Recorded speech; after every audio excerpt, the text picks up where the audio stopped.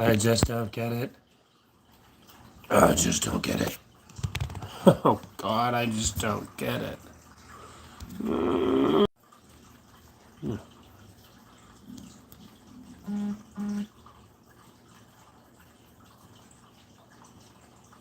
Fuck. I'm having my snooty tunes.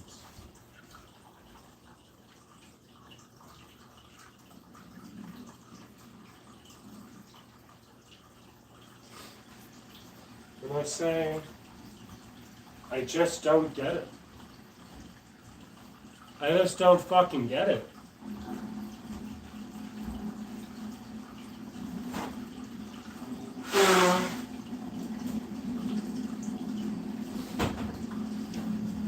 Everything around, man. Everything around me is just bent on lust and indulgence. Everybody either wants to be a porn star or they want to fucking jerk off and goon to porn. Everybody wants to do drugs. Everybody wants to be a fucking thug. I'm just sick of it. The same people that are talking about church. I just got gatekeeped. I just asked someone, I was like, hey, I kind of want to get a little spiritually enlightened. I'd like to go to church. I got gatekeeped from going to church. Like, what the fuck? That's the whole point of going, is to understand the disciplined path of coming close to God, to surrender yourself from yourself and join with God. And I got gatekeeped from going to church by the same person that wanted to be a shaman not even 6 months ago. You know, I'm so fucking sick of hypocrites, man. You see the demon face? That's bad. You know how long I've been contaminated and fucking fighting for my life? There's people that their whole existence is about just partying and having fun and fucking. I'll tell you, I like sex, but I kind of want to have sex with someone that wants to make breakfast in the morning and wants to go on a ferry to an island on an island tour and wants to cook food on the beach and wants to go spearfishing and hang gliding.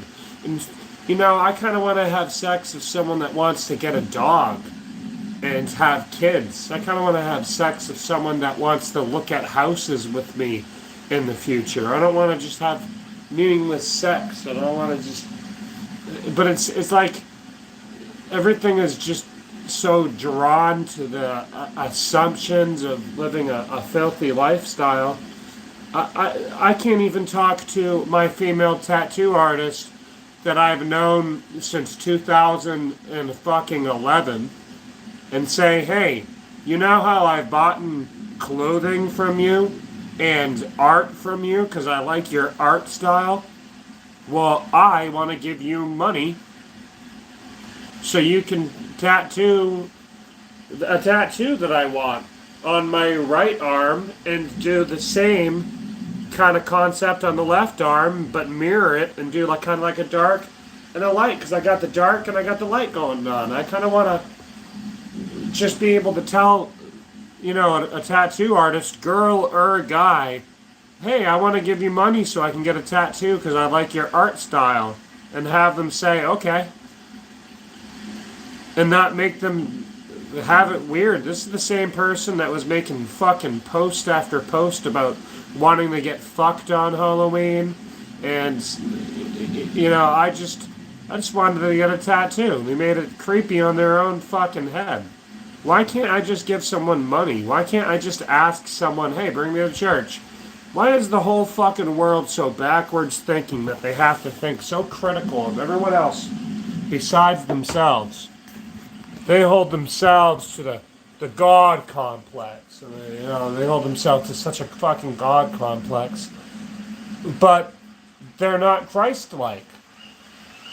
Sometimes I hate people. That's how you fucking hate. I hate fucking trans people. Because every trans person I met has just been a bitch that's angry at their parents and they don't get outside enough. So, enough times I just see mentally ill people that I was friends with, and we used to talk about swords and dragons and all kinds of stuff. And then it got to the point where they're inviting me and our other friends in the group into their bedroom and getting creepy with their fucking trans stuff and being a girl. So they tried to have some psychological power over their friends and make it about lust. I just want to have friends. I don't want my male friend turning into a girl and making moves on me. I didn't want my friend that was a girl to make moves on me. I had a friend that was a girl in college, and she got in a relationship and had a kid with somebody. But I liked her before all of that happened, but she didn't want to go on a date with me. She went on a date with Mike. And that led to their relationship, which led to a child, which led to her and Mike not being a thing 6 months later. And then, while they were a thing, while they were still in a relationship, that girl invited me down into her bedroom to listen to music, and she was tickling me on her bed and stuff. But it's like, what the fuck, man? I'm not trying to fuck someone that's in a relationship. The dude already doesn't like me. And it's like, I liked you in college, but, I kind of had that social divide that I also wanted to have friends that I could listen to Nine Inch Nails and go get burritos and, rock out. And, I didn't view college at that point in my life that a girl was anything else than just a female that I could be friends with. Meanwhile, that girl's trying to take advantage of her boyfriend, take advantage of her fucking child she just had, and take advantage of me all in one night. And it's just like, hey, I'm sorry I got snowed in on Thanksgiving, but I'm not trying to fuck you and make your boyfriend angry. I'm not a malicious person. I don't want a malicious mindset directed towards me, because that just means that the people have that kind of malice in their head, and those are the people walking around. I've never been able to get acid from anyone else than a highly pretentious, narcissistic twat. They all are about ecstasy and partying. People are insane sometimes. I don't get it either. It's almost like they want chaos in their lives. Oh, they definitely do. They fucking definitely do.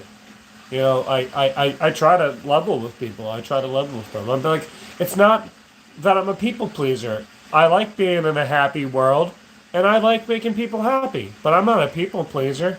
People ask me for such bullshit.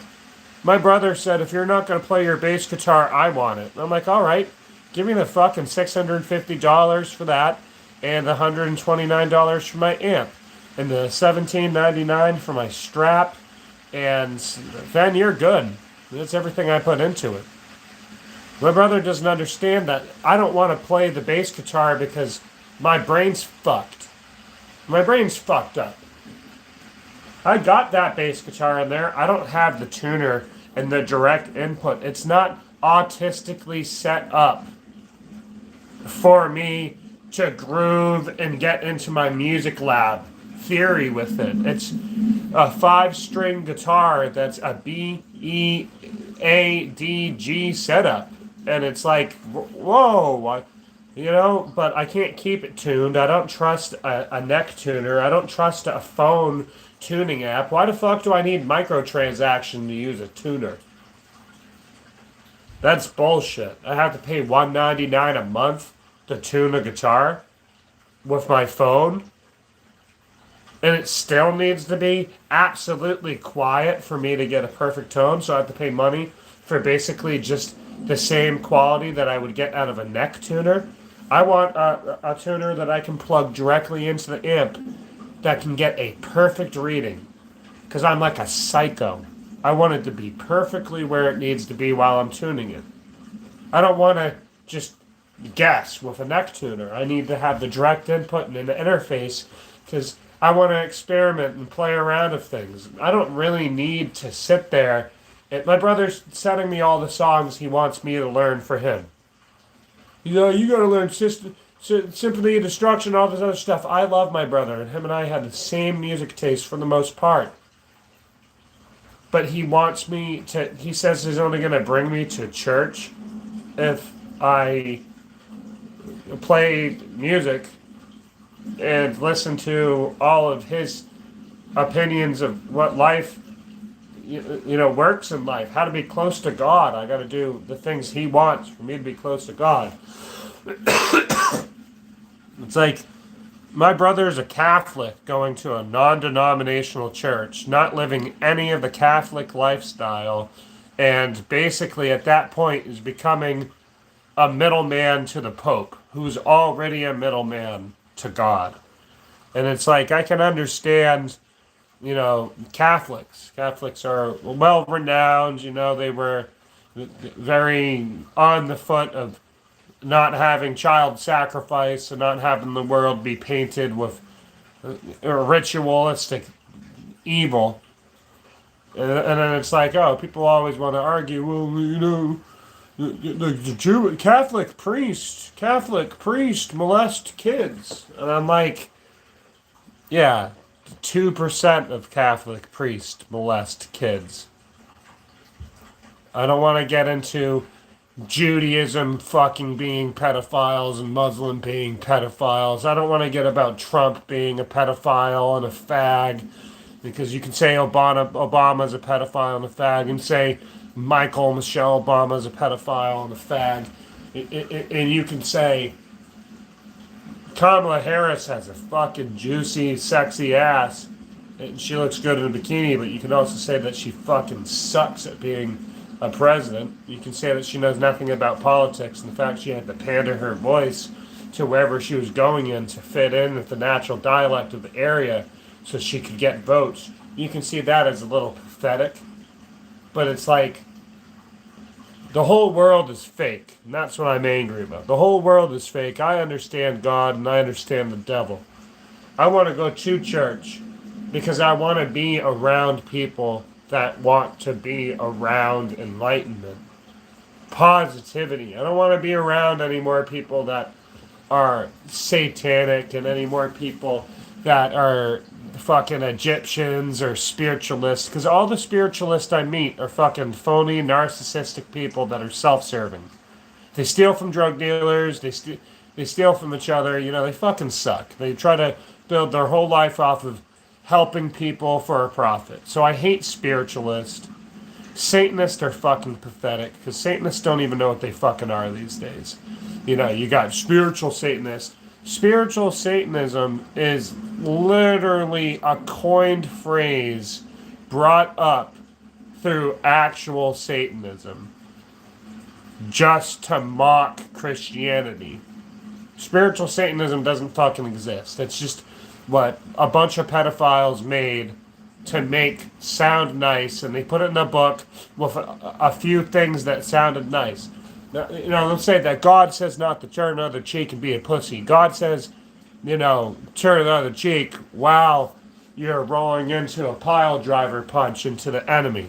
That's what God says. And people will say, well, the Satanic Bible says that, not the well, the Satanic Bible is taking the Bible out of context to attack the Bible.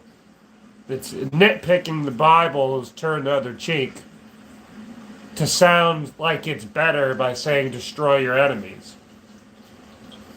But the Satanic Bible is all just some fucking bullshit. Literally, it's just, I've been to the Church of Satan. And you know what? It's just a bunch of pathetic people. I've been there. I went to the one in Boston.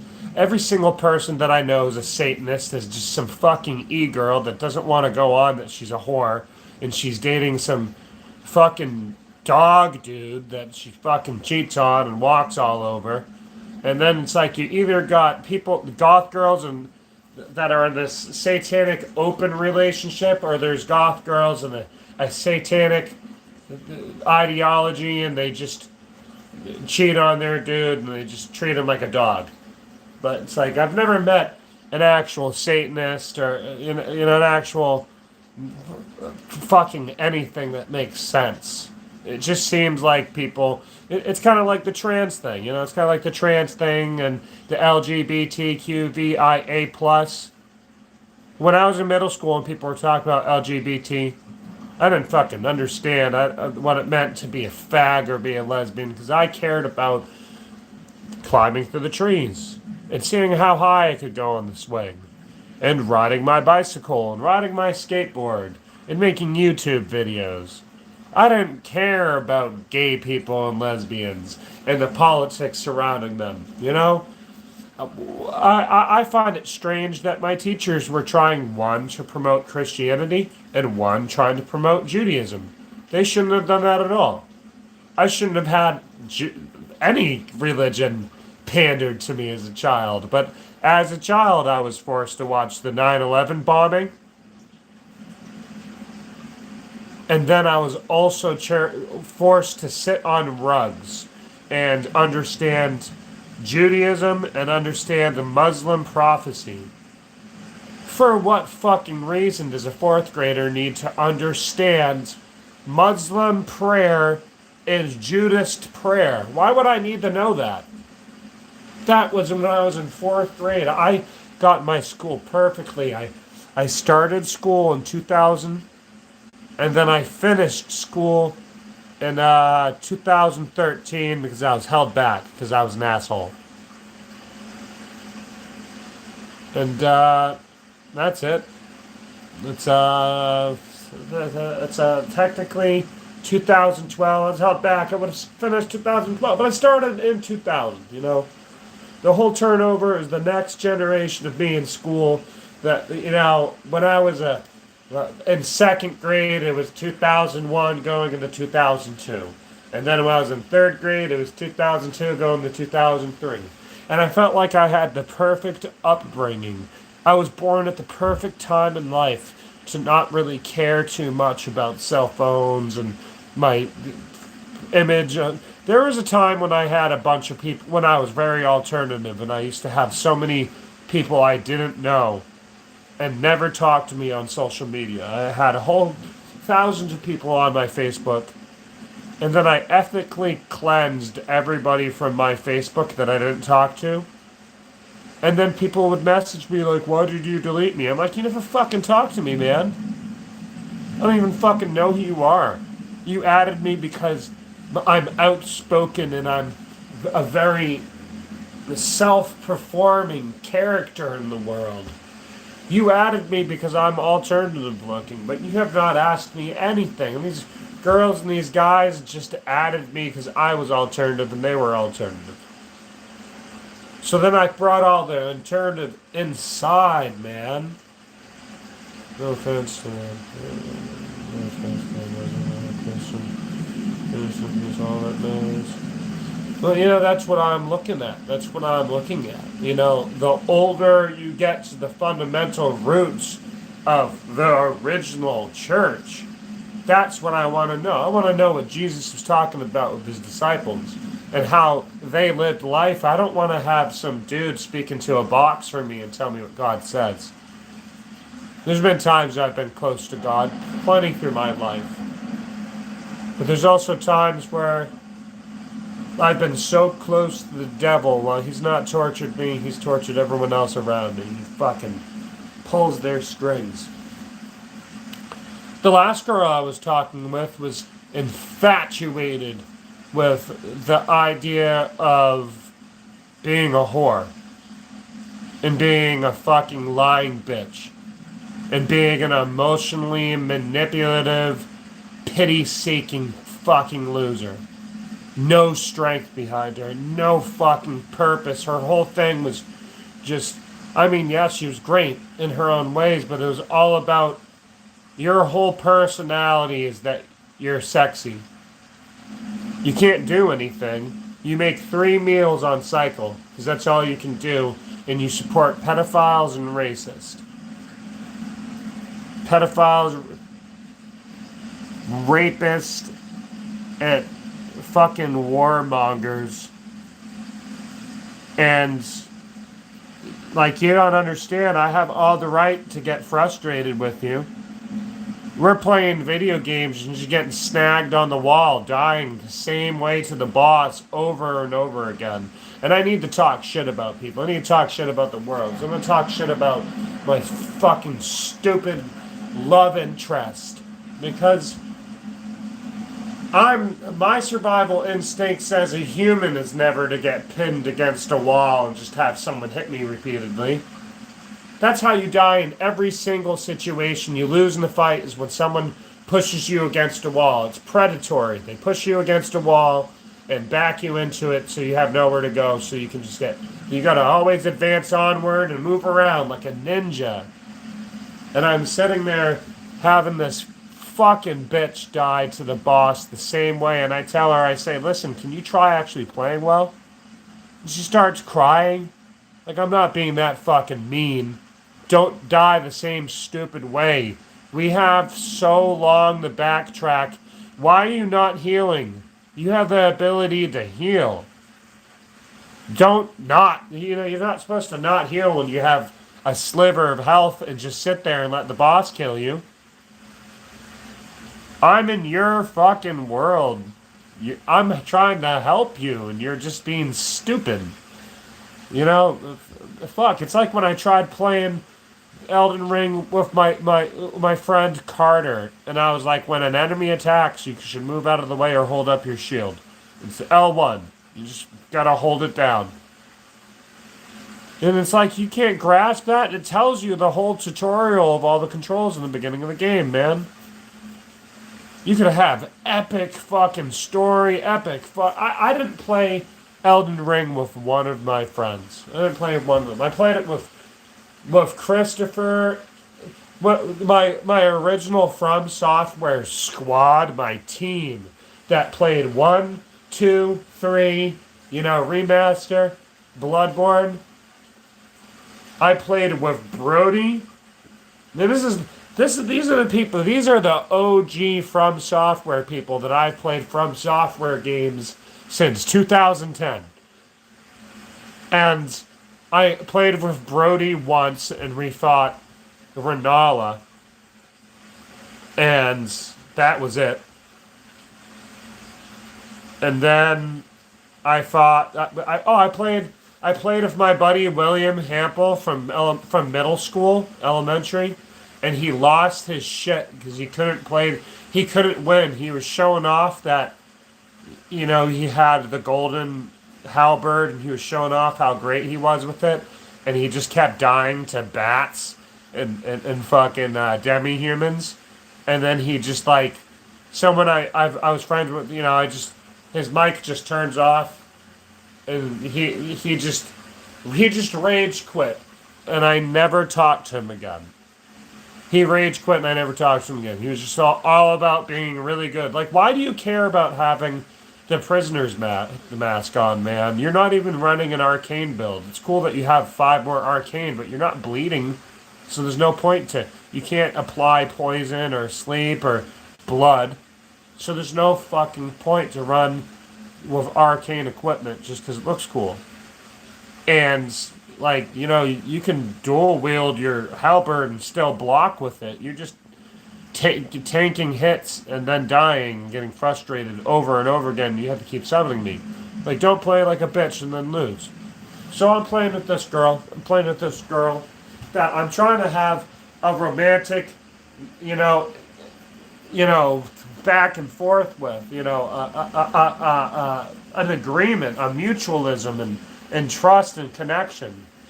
And it's all about degrading myself for her. It's all about me needing to trust someone that gut feelings and sketchiness don't want to trust.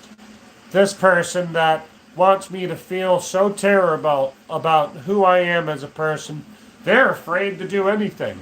They haven't done anything in life. They have sat there and been comforted and shelled and protected in their whole existence. And the last thing I really want to do, the point there, just the devil's grouping. I never understood people who enjoy ruining their decency and their image of short-term pleasures. Dude, I understand the devil. I've spoken to the devil. I'm drinking beers with the devil. I'm drinking beers with the devil. If you go to Manchester, New Hampshire, you'll meet the devil. The devil's over there. And it sounds stupid to say. But, I'm not saying it in an edgy way. I've drinking beers with the devil. I've sat and spoken with the devil. I've spoken of things that are worse than the devil. I have been in places that are so fucked up. I have seen the most disturbing, fucked up things. I've been pretty fucked up in my life. I've been pretty evil, and that's how I understand evil. You know, maybe in a way I'm a little possessed. Maybe I'm a way I've been possessed for such a while, and I'm actively fighting it with so much strength that it's eating my body. It's turning me into a monster, and it's eating away at me, but I fight it. And then I try to ask someone to bring me to church, and it's like a battle. It's like I'm not allowed to go get healed. I can't. I've asked 4 of my friends to go to church with me. To just say, I want to go to church. I really want to go. And it's difficult. It's difficult. You can't say Jesus anymore is one thing, but you can't even ask people to bring you to church. The people that I know that go to church are the ones that live non-holy lifestyles. And there are holy people out there that go to church. I want to be a holy person. I want to meet someone that can show me what it's like to sit by a pond, by a stream, and listen to the water again. And to look at me. I want to talk to a girl with a beautiful face that isn't riddled with the excessive sweat that smells like drugs and smells like stale sex. I want to be with an actual fucking human. I'm so tired. Because the demons I meet are such pathetic, small specimens. And I'm holding back a horde of death. And it hurts me. And I still do everything I can to be kind and helpful. And to manufacture a fluidity in the world. Because, you know, moving. It's all about water. It's all about movement. It's all about that fluidity, that flow. And I just see this disease of telling people how to think and telling people what to think and telling people what to listen to, what to eat, and how to be. And everyone's all about it. Everyone's all about getting the Labubu and getting the stupid green chocolate. And everyone's all about doing the TikTok trend. And everyone is all about listening to the most mainstream songs. That's what's being pandered to them. And everyone's all about eating the new Burger King SpongeBob meal. And everyone's all about fixating on Ice Spice now that she has the SpongeBob song and saying SYBAO. Everyone says that. Everyone says the same fucking insults. Everyone says the same common dialogue, the same common words and phrases. And I see comments on these Silent Hill videos. The music, it's the same word by word that someone else has described it, and because I'm not an asshole. I will watch, like that dude that was telling me that I was copywriting the Silent Hill music, but I'm not, because I'm not making any monetization to my channel or not. I make monetization through my tracks on my channel, because the monetization is ID tracking the songs I made, because the publishing authority I have signed up and paid for and written my songs that I have made knows to look for my music and only my music for monetization through a third-party monetization. The only thing that is being monetized is my music through a third party, through Music ID. And this person, I watched their videos. And it just seemed like they popped out of nowhere and then just talked about Silent Hill 2 in the most basic form possible. And then came out and attacked me so they could gain from Silent Hill music. They wanted to gain because they had to put ads. Like, oh, you're going to have to share some of the royalties that are made through the video with Konami Kukeiya Club. For, like, Silent Hill 1 isn't copyrighted through Akira Yamaoka. It's copyrighted through Konami Kukeiya Club because the copyright wasn't in his name for Silent Hill 1 through 3 originally. And then Silent Hill 2 through 4 was copyrighted by Akira Yamaoka after, but he lost the copyright to Homecoming and Origins. It's a very long, confusing angle, but it's the same reason. The Konami and copyright. It's almost like a scandal that even Kojima doesn't own the IP of Metal Gear, even though he made it. It's the same thing. It's like Konami owns the Silent Hill 1 soundtrack, copyrighted to them. And Akira Yamaoka is credited as the artist. But Silent Hill 2 and through 4 and I don't know if Shattered Memories, if he got the copyright back for Shattered Memories, it's a confusing thing. But he wants me to sink into that level that I am preventing him from making money. I worked with Avith Ortega, and Avith Ortega made a track that was for a White Claudia album. And I had somebody come to the channel and say, listen, I want to use this in a way that will profit me. And then he approached Avith Ortega as well. And Avith Ortega approached me and was like, this dude wants to use it. And I'm like, so you gave me permission to have you featured on the various artist album, and now you want me to just have my permission revoked? I'm not making money off of this, man. The copyright's in your name, Avith. It's going to you. I love Pablo. And I love Freedy. Both of them are amazing people with their music and their mentalities. I feel like when I talk to Avith Ortega, I've always talked to a fucking genius. I've talked to like smart Patrick, but he's not condescending and rude. And I've always enjoyed talking to Freedy because Freedy's imagery is so beautiful in a way. It's so enchanting. But it's like,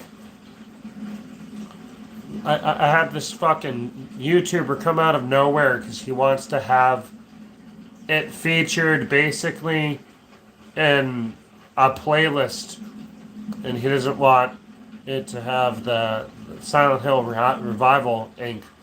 The Silent Hill Revival Inc. it's part of the metadata, but it's not part of the copyright. Silent Hill Revival Inc. has nothing to do with the copyright at all. The copyright, really the monetization's going to Avith, it's going to Drag Free, it's going to Raymond Richmond, it's going to the right place. This is why I don't like working with artists that don't have they're not already on streaming and shit, and they don't already have an artist ID. Because you can apply for an artist ID and it's free. It's just easier to get your artist ID set up if you're working with a distribution company, or if you're working if you do it directly through Apple or Spotify. Apple takes longer and sometimes can be easier, but it's depending. Spotify is kind of tough too. But, distribution is such an easy way to go about it. If I can't properly label metadata, I don't want to work with somebody. The thing that sucks is I can't work with ISHR beyond YouTube because they don't have, an ISHR credited system that I can, I can't send their royalties to them. At that point, I'm putting an artist on an album and it says, do they have an account? And I say, no. Would you like to sign them up for one? I can't sign them up, so I can't even put them on the album until they're done. I've tried to email them. I've tried to YouTube message them. I have tried to Instagram message ISHR. I've messaged their page, and I've messaged uh, the other one of the artists on it. And it's just like I put all this work in the conversation, and it's just kind of tough. It's very tough. It's very tough that I know that these albums they can't get made unless I constantly try to play the boss and try to be the general of the structure. The communication's pretty simple. ISHR was the first person to get all of their tracks done, and I got Red Devil Instant. He sent me his track as well. Now it's just like I've constantly messaged Hendrix, and he has all of his tracks done. I've constantly messaged him, and it's not getting across. I can't get to them. I can't communicate with someone when I'm trying to communicate with them, and it's not working. And I've tried. We're supposed to be on an album together, man. You got bands, all kinds of bands I see. It's just like they're falling apart. This isn't a band. This is a collaboration project between individuals. It shouldn't be this difficult. If you got your tracks done, send them. Send them so I can finish the project. Knowing what they're talking about. I'm just so fucking pissed. The hugest thing is I really, really, really, really, really, really, really am hurt. I'm very hurt. I'm very hurt that I used to do a lot more collaboration projects, and I used to make a lot more music, but I've been down in the dumps. I've been very down in the dumps. I've been so down in the dumps that my brother can't grasp my emotional standing. He's just going to tell me I'm making excuses constantly, but it's like there's a serious fundamental in my life that's preventing me from being awe-strickenly inspired to cave away at my artistic hobbies, my artistic crafts. I can't. I have like a mountain in front of me, and they want me to drill a hole through it for a train to go through, but they gave me a hammer and a dribble pick, and they expect me to go through, and I'm a little swamped. I'm a little swamped because my friends for the last year have been people calling me, telling me they want to hang out. So I say, okay, when do you want to do this? And they'll tell me when they want to hang out, and the day comes, and they say, sorry, they're sick, but they're in fucking New York. They're not around me.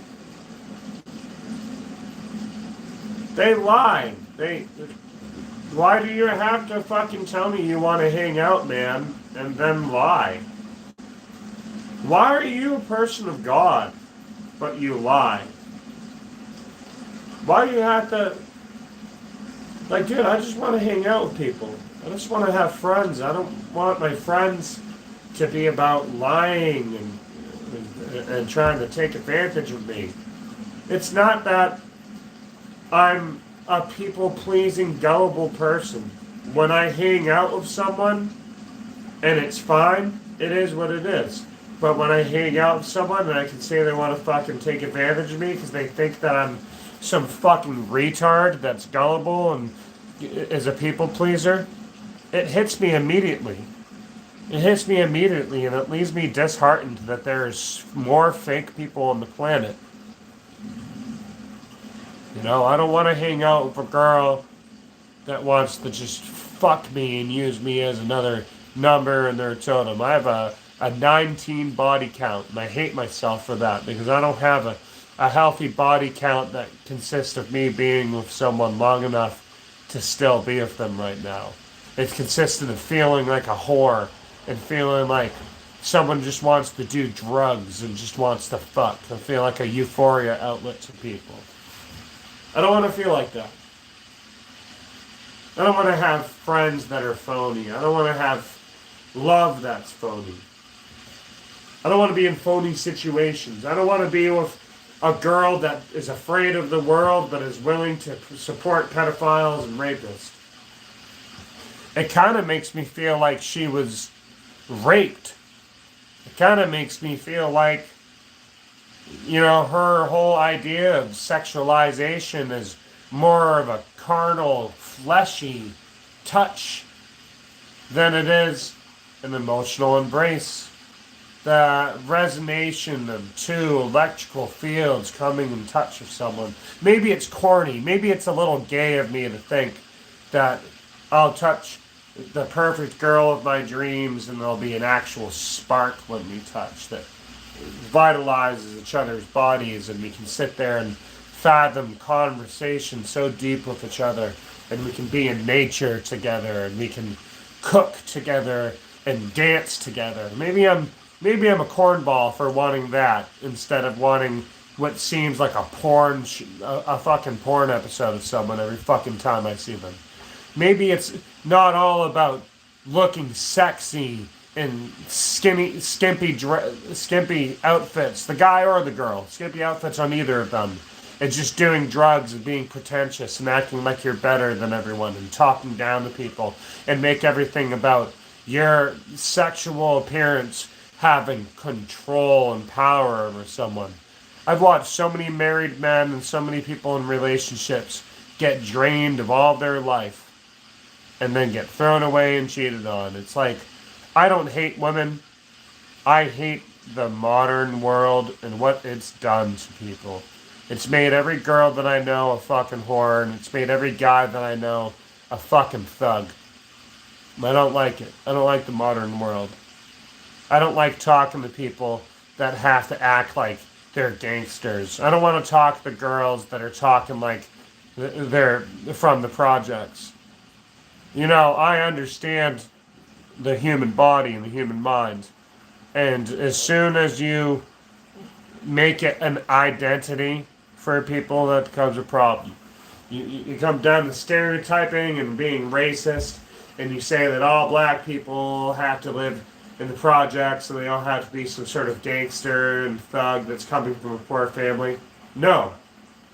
I know plenty of white people that are drug addicts and that are fucking addicted. They live in families that live in druggy compounds, and they're weird, and they have permanent acid eyes.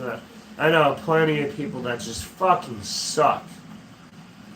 I know plenty of white people, Spanish people, black people that fucking suck. Asian people that are fucking trash.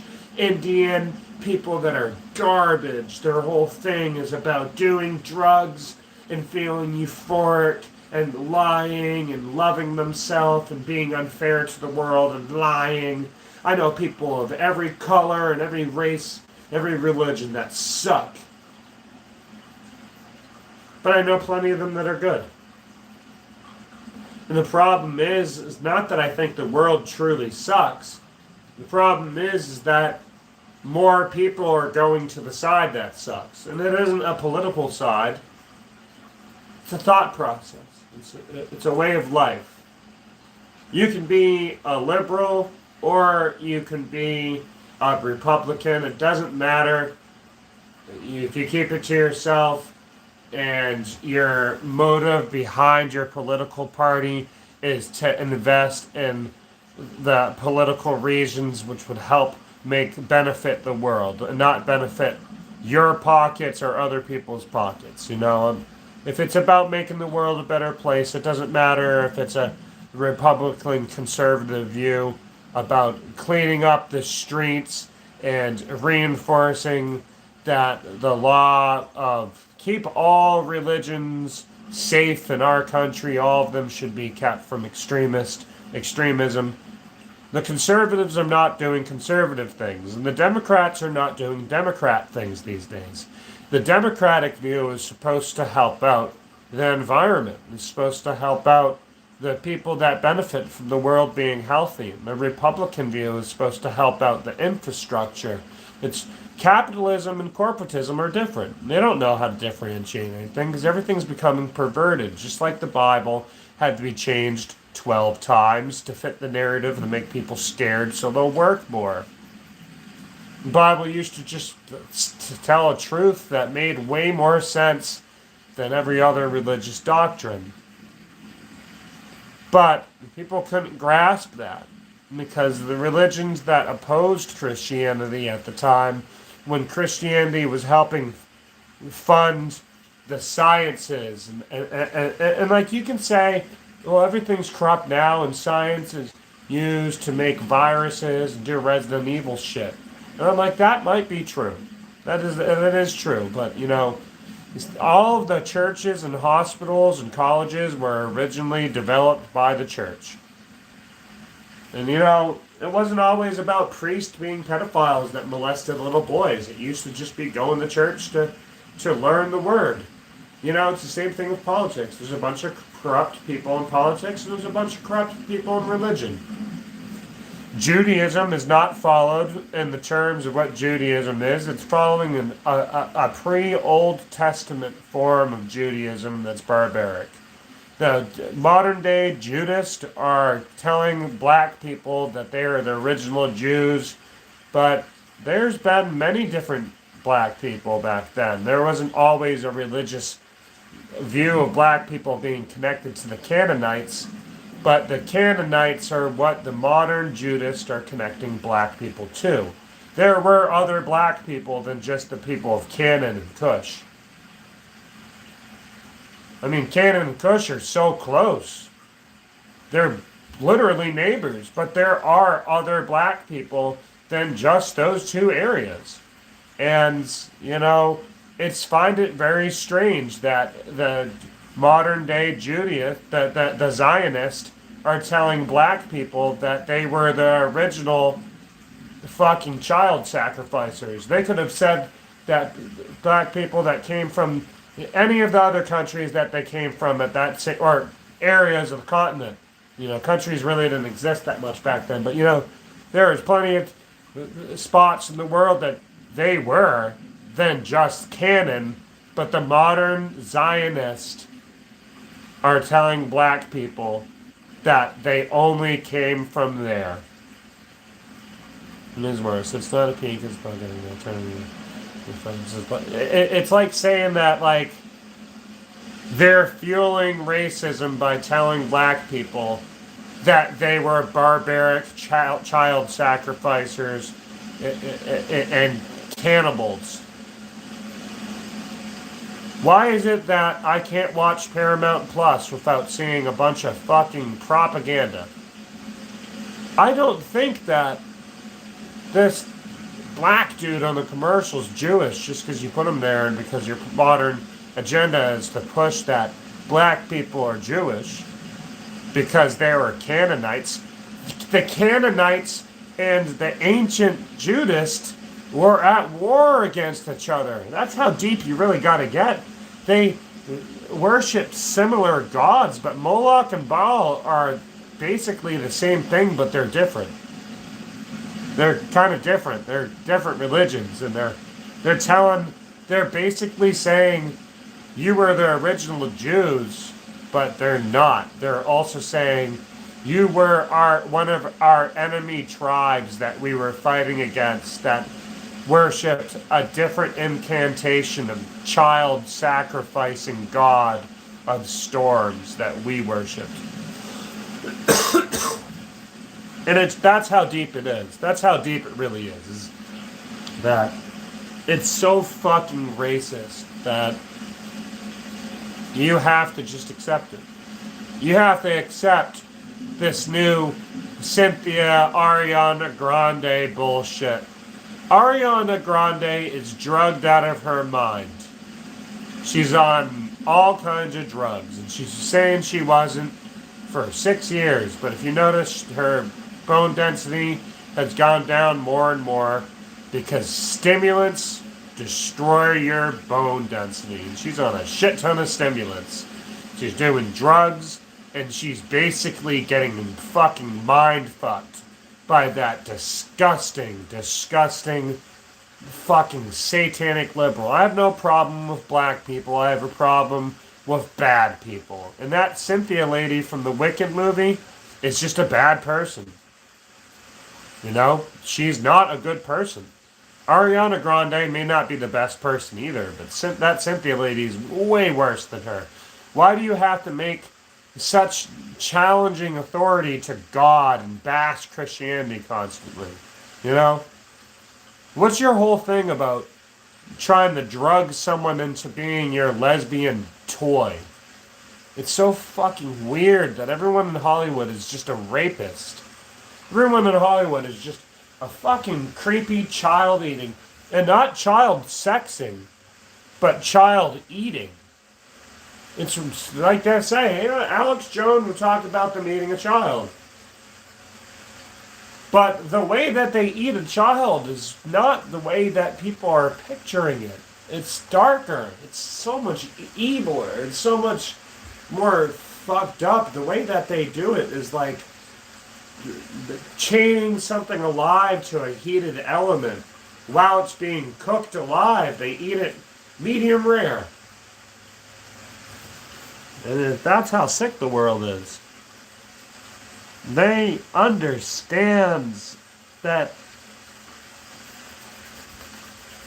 I mean, I tell you the same thing. I say, you bring a politician that's corrupt to the light of the world, they'll have a level of fear that is equivalent to an innocent child being succumbed to the horrors of watching their siblings and friends that were also ripped from the street and drugged and mutilated and have their organs ripped out and have their arm thrown on a grill while they're bleeding out. They're pushed against to cauterize it while they're fucking hit and slapped and raped and being cooked and fed cooked remnants while Steve Harvey and Ellen DeGeneres and Oprah sit there and fucking make fun of them and ridicule them and cover themselves in oil and blood and cum and all kinds of disgusting.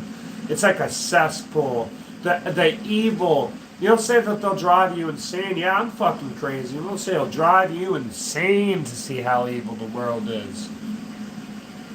To meet evil. To see the audacity that an evil person has is to just recognize that that same level of evil is inside of you. You just don't activate it.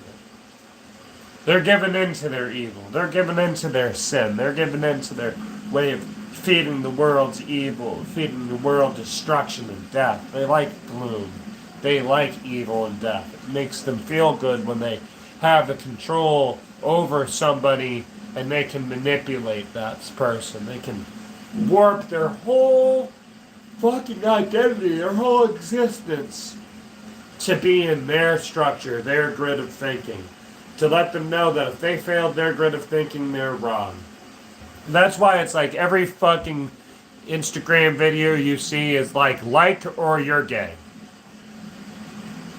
It's gonna make you scared if you don't like and share and repost their video. But really what it's saying is the same thing when an OnlyFans model with an OnlyFans link makes a fucking video that says, oh, golf girls and Christianity and I'm not attention seeking. I would treat a boy so nice. So you get a bunch of people in these comments and you get a bunch of people there boosting their algorithm of getting discovered, their discovery algorithm.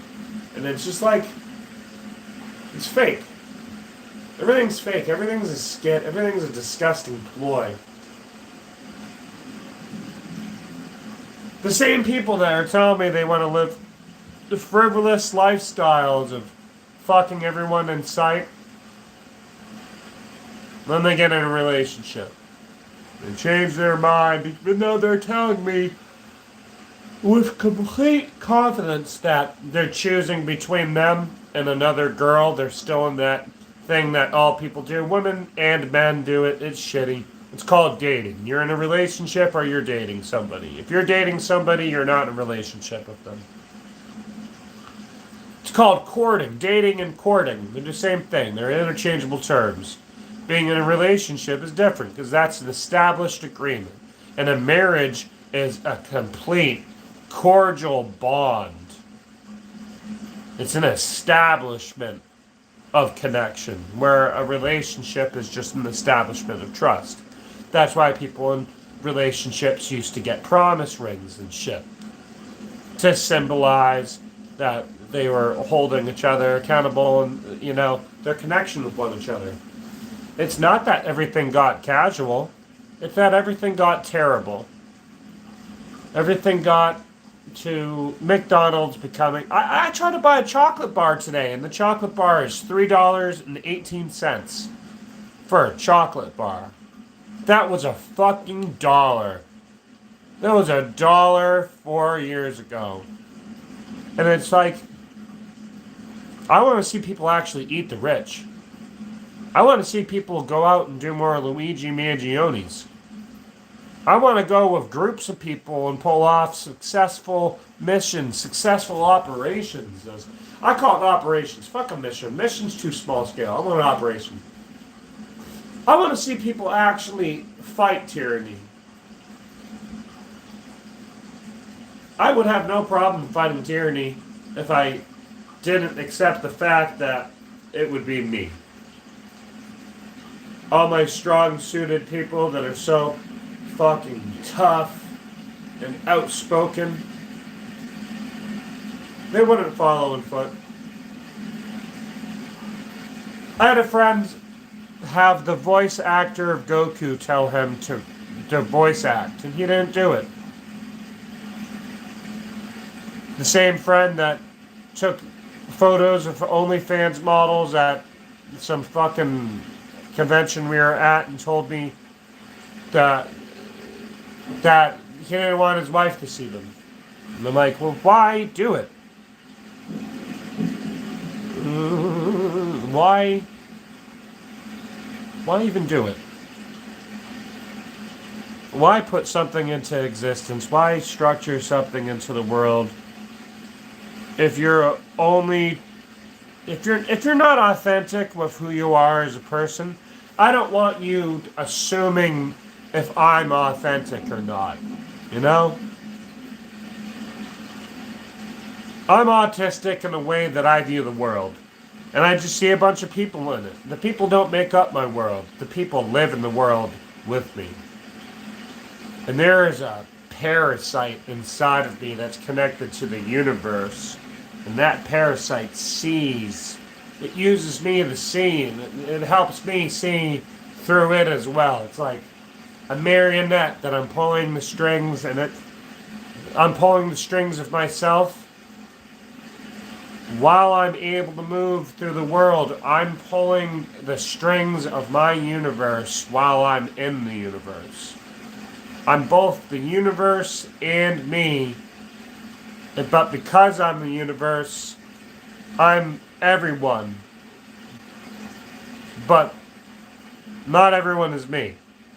Because I'm excluded, I'm sickly infected, I have a cursing plague upon this worm that lives inside of me that cuts and skews me from the world, but allows the world to exist in the universe I exist in, and for me to feel their pain and to see their lies and to feel their heart, their rush of their blood when they're scared or when they're excited, when they're euphoric, to feed off of people, to drain them of their life. I walk into a gym on a tired day and I just absorb the vitality of people. You see people outside walking. I'm in a crowded room. I'm in a crowded room, and there's hundreds of people in there, and I absorb the energy. I tell my brother it's not that I don't want to play the guitar. It's that I fucking hate myself. I fucking hate myself, man.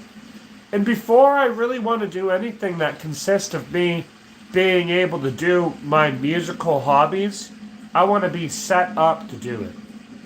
But I want to get the things that are preventing me from loving myself out of the way.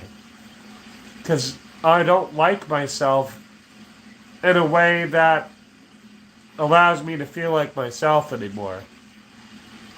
I I love myself, but and I'm confident. I'm not like I hate myself and I think I suck. I love myself, but it's gotten to a point that I know I could be so much better. And I killed two of my three birds. I have three birds right now, and I shot one fucking star snake into the sky, and it scattered and landed upon two already. Two of my birds have been hit by the stars of my will. But that last one's just taking a little bit of time. I know I'm having a feeling it's around the corner. I'm having a feeling that the internal struggle to fight oneself, to mirror that battle and see the rolling, evil eyes stare back at me with the most permanent and disgusting grin. Like it's getting off on it. It's getting off on the destruction it causes. That monster. And I look it in the eyes and it's almost like the sun radiating out of the radiating the rage, the malicious nature. It's like seeing something that wants to torture predators. It wants to go up to a big cat. It wants to go up to a crocodile.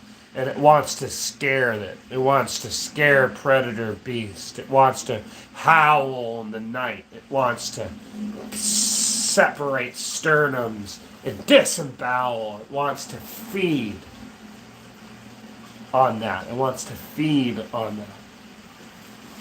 And I have this malicious evilness inside of me because I've succumbed myself to the true evil of the world beyond all these edgy, pretentious assholes. And I saw how close I got to becoming such a fucking monster that it disgusts me. I understand the world to such a level that I am disgusted with it. I am mortally fucking disgusted. It makes me vomit inside. That's how bad it is. I've seen skin peeled and pulled. Chunks. Not like cutting someone's arm off. Cutting portions of it. Cutting it out. Maybe I've seen people not have their fingers cut off, but I've seen people have their fingers smashed until it was flat, centimeter thick, smashed goop that could flail around till the bone was flat. I've seen people shot, seen their brain land on me. Seeing parts of their face land on me. I've been on fire to the point that my flesh fell off. I'm a burn victim. If you get close enough to me in the right lighting, you can see all the scars.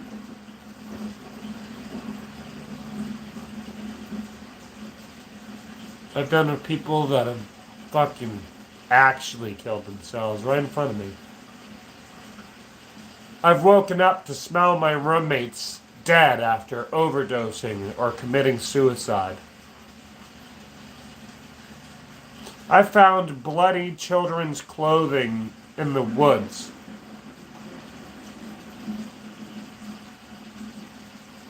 I've seen the most evil things.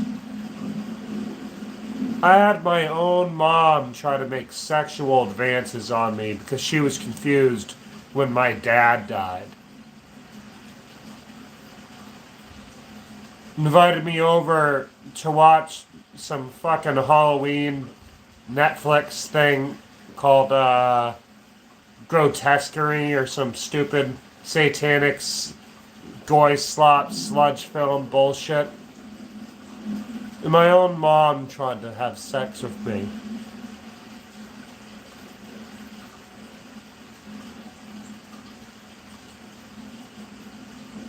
I'm not a healthy person because of that. I'm not a healthy person because my dad was molesting my sister for years. And I always had the gut feeling of it. I always had the gut feeling when I was 13 years old that you're tucking her in too long. Or why are you always talking about her looking so mature? Like her body. Why are you always talking about her body? It's just weird. But when I stumbled upon my stepfather's homemade porn collection, when I found his BBW magazines and his heroin needles and his composition books with his family members pasted over Playboy models, naked bodies of Playboy bunnies or whatever the fuck they're called, glued and taped and pasted on these compositions with pictures of his mom and his sisters and my sister. Like it's normal. When I found child pornography that my dad and his friends made, and my sisters in it, and all kinds of other kids, and, homemade voyeur porn and all kinds of shit. When I realized what kind of drugs were inside of my house growing up, I don't really care what other people think. Other people weren't there to have an actual fucked up upbringing. Yeah, I may have never been molested, but I was about 15 feet away. And with all the power in the world, it wasn't my responsibility to be right.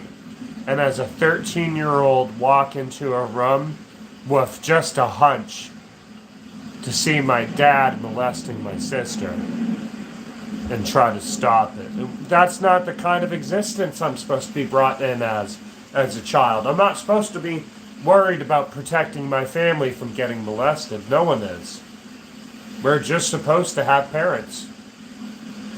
My brother was very oddly sexual as a child, and he told me, if you want a girl to like you, you gotta be naked. I feel like my brother was molested too. Shit.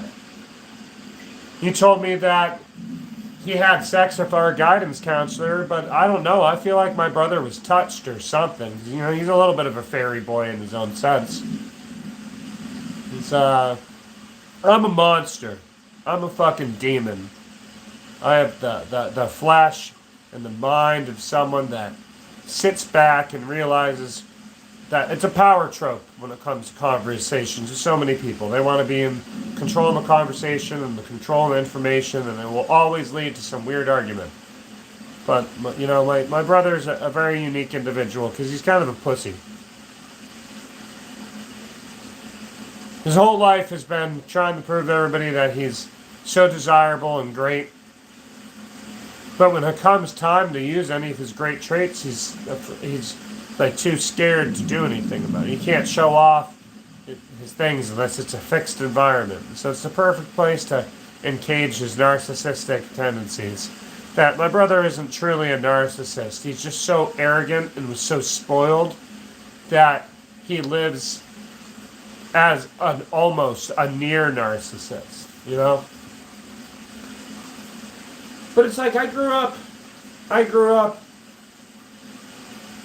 having kids I went to school with murder their entire family. I had 2 active shooters come into my school growing up. In middle school and high school, I had 2 active shooters come into my school. I had, as a child, the youngest I could remember seeing a corpse is watching a school bus roll over on my way to going to Disney as a child. We were driving there in the van. And Florida traffic sucks. But an entire school bus. And seeing the side of someone's face smeared on the road, of children, of the bus driver, with no light in their eyes. It's like they're looking into the great beyond. They're looking so far out into the world, but they're not looking at anything. They're just looking out. There's nothing that they're looking at. They're just looking out. To see the stillness of children at a young age.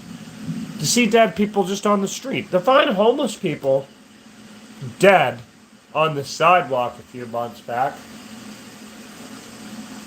Comparatively, when I was running around splitting people's skulls open and robbing them, when we were breaking into cars and breaking into apartments and robbing people, even then, to see how long it takes. It's not like a mental processing. A concussive strike usually takes a few seconds before the blood comes out. It's not like you're in shock and it's taken a while for the blood to come out. You hit something of such enough fucking force that it's going to be inflaming the muscle first. And then the muscle fluidity loosens with the movement of white and red blood cells. And then that rush of blood cells is what creates that pause in the blood coming out. It takes a bit for the blood to come out because of that whole system. And to know how barbaric and voracious of a monster I've withheld for years because I want to be a better person. I hate myself. I hate the death. I hate the rot. I hate the filth. I hate that I brought a girl over because she was hot and we went to high school together, and you know, I hate that it just turns into sex and smoking weed. I hate that it turns into being cringy emos. I don't want to be an emo. Everybody I went to school with is a fucking emo. What the fuck? I'm not an emo. I've never cared that much about being a cringy, attention-seeking sad boy. You know, I bitch. But I'm not sad. I'm not miserable. There's a level to what I am, which is more melancholy and dissatisfied than I am. Because I'm not like one of those old men that is angry and grumpy. I'm just dissatisfied with the world. Because the world just... They're taking more of what the beauty of life is away to put in a structure of how we should live. And every single 10 years or so, it changes.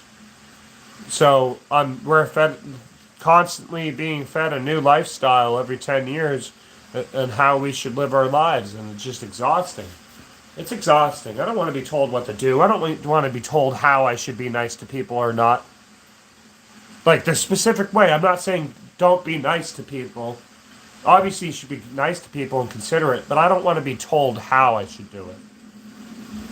I don't want to be told how to do anything that invites me into comforting someone else at the sacrifice of, sacrificing who I am. I don't go out of my way to be cruel to people. I go out of my way to destroy stupidity and evil. Corruption. Just like me saying that Silent Hill dude is an asshole. That Silent Hill dude that wanted me to somehow fix his copyright issue with Konami so he could monetize his videos with Silent Hill's soundtrack instead of Konami being monetized for it. That dude is an asshole. That dude's a fucking loser. That dude fucking sucks. his channel's basic, and he just talks about the mainstream meta. Fuck that dude. Fuck his unoriginal thinking, but also fuck every other person that liked his comments. Like, I am actively trying to monetize and be unfair to the system. I had to go. I had to learn how to get into my YouTube studio to prove all those assholes wrong, because I wanted them to know that I'm not a prick. I wanted them to know I make no money off of this. I uploaded a bunch of Silent Hill tracks because it just seemed like something I wanted to do. As stupid as it is, I wanted to be a Silent Hill music archive. And that's dumb. But my channel is not a Silent Hill channel. I'm not a Silent Hill channel. I put my music on it and me and all kinds of things. My life, what I do, the Silent Hill music. Fuck, I like the Silent Hill music. Maybe that's the biggest thing, is I'm a huge Silent Hill fan, and I like the creepy, dreary, sort of moodiness of it all. And I'm from New England, so it all kind of a package deal that my Silent Hill is completely different than a lot of these people that comment on my videos. A lot of people that come to the streams, a lot of people that watch the fucking videos and comment some stupid new age skibbity toilet bullshit because they're 10 years old. The reason why I don't want 10-year-old kids coming to my channel is because I've seen people die, and I've killed people, and I've done drugs, and I do drugs. My channel is mainly based around horror and fucked up shit. And this skibbity toilet dude just decided to weaponize the autism of a bunch of children. And I say autism because all children are autistic, because autism is not fucking real. Their attention spans are fried, and they don't have any social skills because they don't interact with each other. Humans are such a herd animal that their mentality, they can just talk to each other, and it's fine. Autism doesn't exist. ADHD doesn't exist. People live shitty lifestyles, and it fucks up their brain chemicals. And because of that, doctors handle them fucking drugs to make the doctors money. That kills their liver and kills their heart and kills their thyroid and just fucking destroys them. Their bone density, everything about them, their stomach lining, their uterine lining. God, endometriosis is actually really fucking bad. But, immune system deficiencies are caused by parents that kind of didn't give a shit about their bodies. And that's a loaded thing to say. That's like bringing a shotgun to a rock, paper, scissors fight. But it is that true that if your mom neglected her body, you're going to have immune system deficiencies. And you can't tell me I'm wrong, because you look at all these parents. Everyone that has any kind of fucking POTS, what is that thing? The Crohn's disease, they had that other one, the FODMAP, all that shit. All that crap is caused by fetal alcohol syndrome, all that shit. It's caused by the mother not taking care of herself while the baby was in the womb, so they come up with immune deformities. And I say deformities, I don't say abnormalities, because it's a deformity in their fucking genome structure of their DNA. Because the parents neglected their body so poorly that they affected their RNA, which was then passed on in the genic coding to the kids.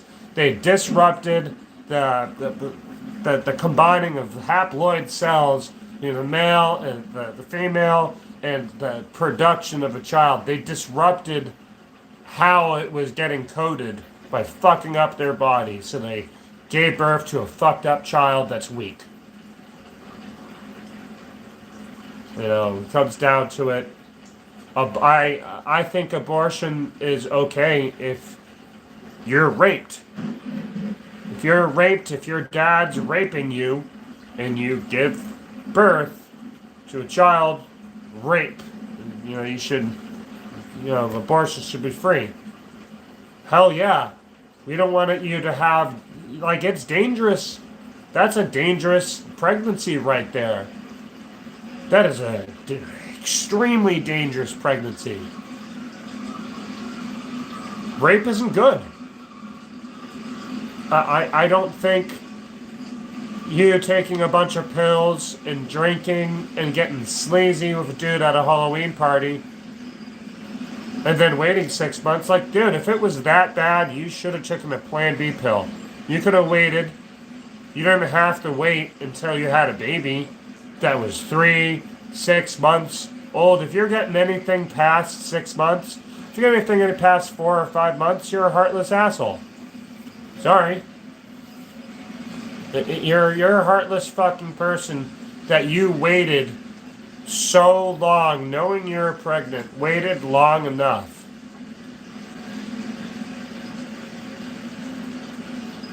Sure, it was almost full term. A baby can come out premature at 6 or 7 months. But it's like, I don't know, you could have told the dude wear a condom. Well, no, the dude, you could say, oh, the dude doesn't have a condom. And you could have said, well, I'm not comfortable having sex with you if you don't have a condom on. You could have condoms as well. I've known girls that have condoms on them. Condom sex 3 times in my life. I'm not saying that accountability is entirely on the girl. It's on both of them. If you guys don't got protection, then, if you find out you're pregnant, you can take a Plan B pill after a dude nuts in you. And if you're afraid, well, there's other things. You can fuck a dude when you're not ovulating, I guess. Accountability. If you want to have unprotected sex when you are not ovulating. And I get it. Your libido goes up when you're ovulating, but you don't have to have sex only when you're ovulating, ready for your body to make a baby, and then do it unprotected. You can have sex while you're ovulating that's protected. You could, the dude can be protected. You can use an IOD cup. I cut my dick on one of those things once, and I was shooting blood and cum all over the place. Both. The same spurts. Blood and cum. And it's like, I know girls do it too. Girls like to have, because it feels natural to not have a piece of rubber or a piece of lamb skin on your fucking dick. But it's like, I've had sex with girls that have had, their own birth protection in. I haven't had to wear a condom. They didn't need to take a Plan B pill. I'm sure those things release the chemicals that castrate the sperm as they're going in, but I'm also told that they just have ones that the metals, the sperm passed by the metals and they die because of the reaction with the metal. I'm told that there is preventative care for women that is not hormonal affecting, which can prevent a child being born. But it's just like, if you're raped, I'm against whores. I'm against whores. I'm against whores of girl and guy kind. I'm against infidelity. I'm against infidelity because I've seen infidelity. It's not woe is me, I've been cheated on. It's woe is me, I've had girls tell me they're single and cheat on their boyfriend with me. I've had my friends cheat on their people. I've had my parents cheat on each other.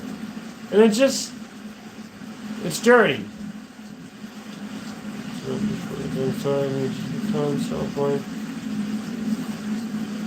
They pat me on Prozac at one point because I was sad that my family got divorced.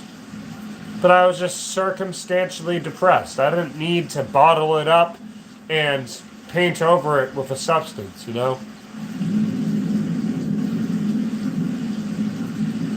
I didn't need to take Zoloft either. Zoloft made me a psychopath. I took Zoloft and it made me so fucking manic that I was swinging from the checkout poles at work.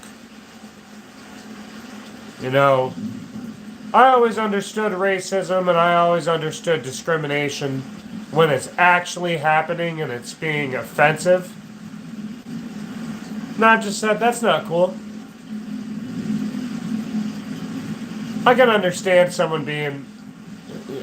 I can understand the tonality of hate.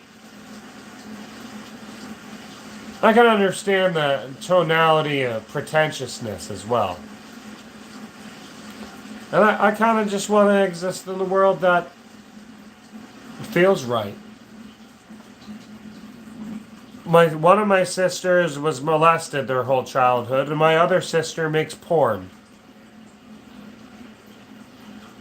My older sister was a prostitute. I don't know if she still is. She's in a relationship, but she was a prostitute for 2 years. And then she made porn. Now she says that there's like some terrible thing about my brother that I don't know. But she hates, you know, I just, like, if my brother's such a terrible person, I want to know what his terrible thing is. I want to know how bad my brother is, because my brother's the person that's gatekeeping me from going to church. My brother's the person that I know is making fun of his wife and doesn't understand that him cheating on his wife and making fun of her for her weight and him not helping out with the kids ever. Like, if I had kids right now, they wouldn't. If they were crying, I'd be up there in a millisecond. I would be like Goofy. I would do my best to be a father, and it just sucks that my brother sits in his room and plays Call of Duty, and he goes to the gym, plays Grand Theft Auto, and I visibly see him neglect his children. I visibly, not in a physical way. He's not hitting them, yelling at them. But it's like my brother's so autistic in his own way that he's brainwashed by the cell phone. He's brainwashed by being liked by people online. He tells me he don't got any real friends, but he can call the shitty people and they pick up. So you tell me you can call those shitty people and pick up. That's great. They're the same people that thought I was a retard, by the way, that tried to steal from me.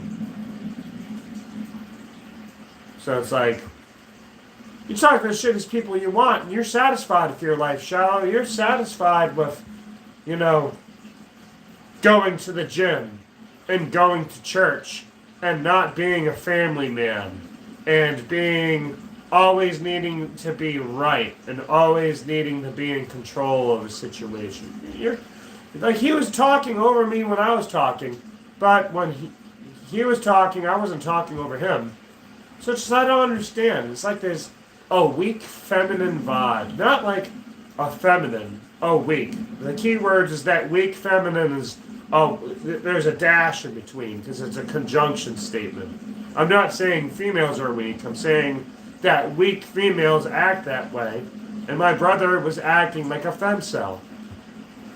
And it's, you know, there's weak men, there's strong men, but, you know, I've had girls tell me that when I disagreed with the idea that you should buy your girlfriend, you should buy their comfort, you should supply every single need of their whim to create the spark in their eye, I was criticized by a girl for saying, I don't think a man should buy their girlfriend. I don't think that it's a transactionary thing. And I was talked down to for that. I was like, no, it's a relationship, man. It's two people that, you know, love and care and hope to support each other. You're actively seeing married men that are cheating on their wives, that have kids that they spend no time with. And it's not black people. It's black people, white people, Spanish people. It's everyone. I've seen it all. I've seen everyone neglect time with their children. I've seen people good with their children, spend time and watch TV with them and show them the TV shows they grew up with. But I'm also friends with plenty of people I went to school with that have their own children, and they follow a bunch of OnlyFans people. They follow a bunch of goth, attention-seeking whores on Instagram. So I'm just very curious. I'm very curious why, like, people are so, like, a bunch of our modern day women. I'm not talking about the nice guy or the mean guy.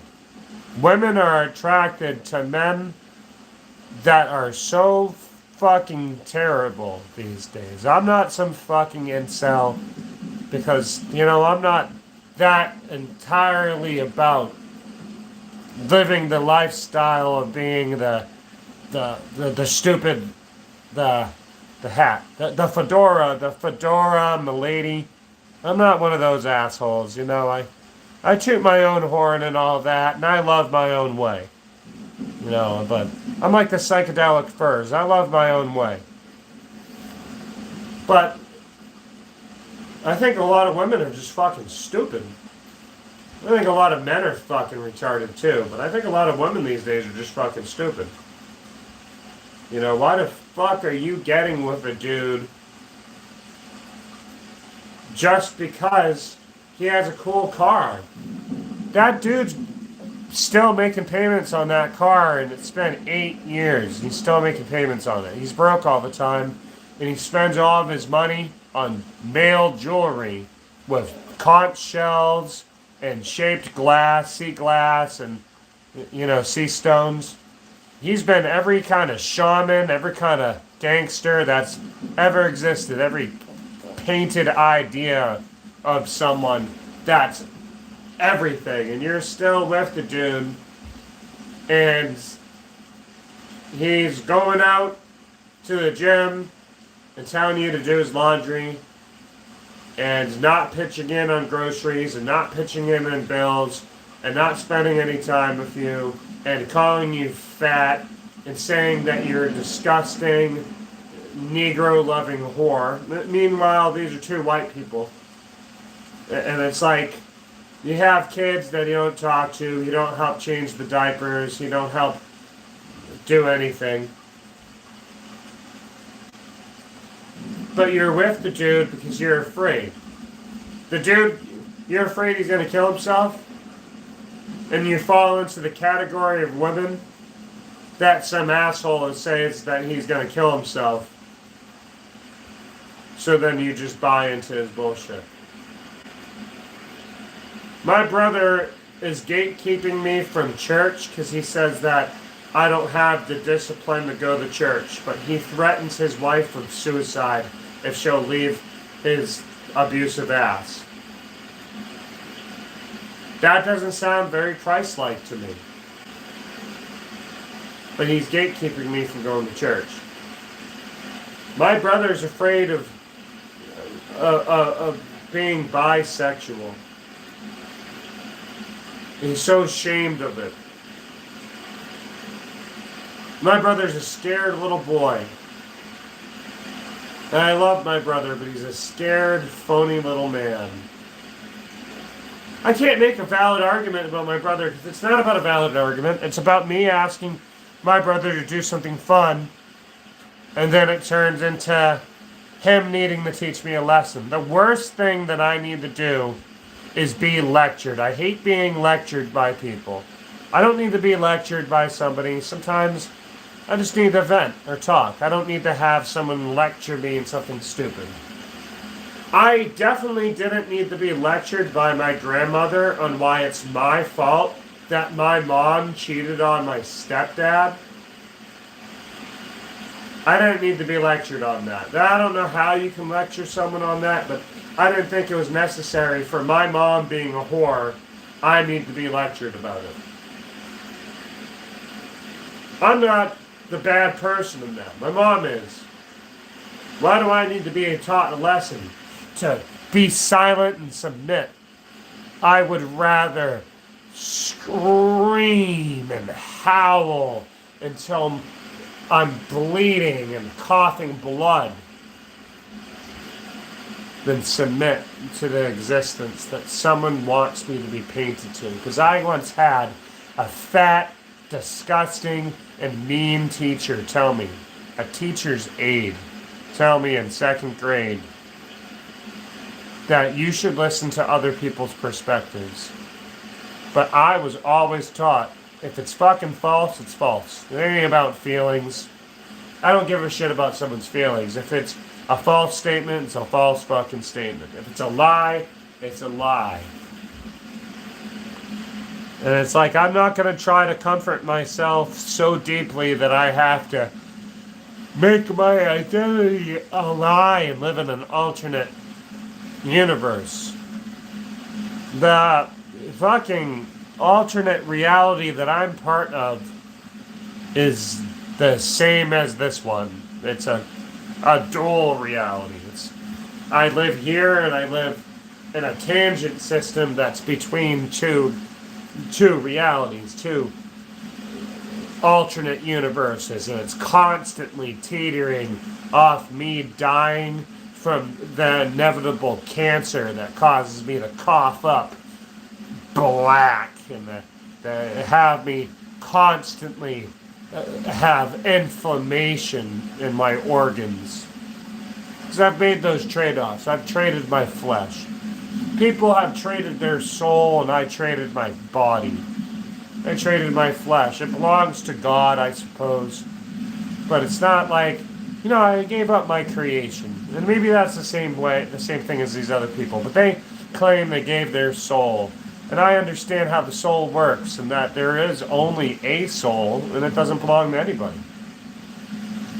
We have a spirit that ties us to our being while we exist, a ethereal fluidity to us. But it's not our soul.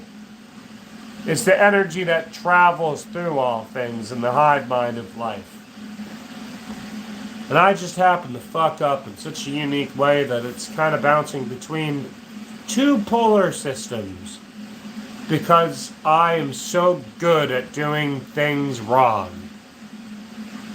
But not in a bad way. I'm good at doing very, very great things. By being lazy and being ahead of myself and being impatient. But I'm also good at getting things done.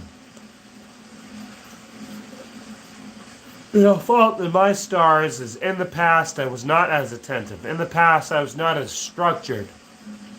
I was given a structure and how to think and how to live. But it was not the structure that worked for me. When I acquired freedom, when I acquired the ability to spread my wings, and I would start to move like the Cloverfield monster through the world around me, and I would gaze at the creature that lies within, the horned buzzard, the albatross, the great zoo. And as it towers deeply inside of me, that this is not a bird. It's an ancient reptile. It ain't a reptilian. It's a descendant of dragons. It's not a dragon, though. It's not a drake. It's a precursor to the reptilians. It's a precursor to the need for... A reptilian needs to feed off of people.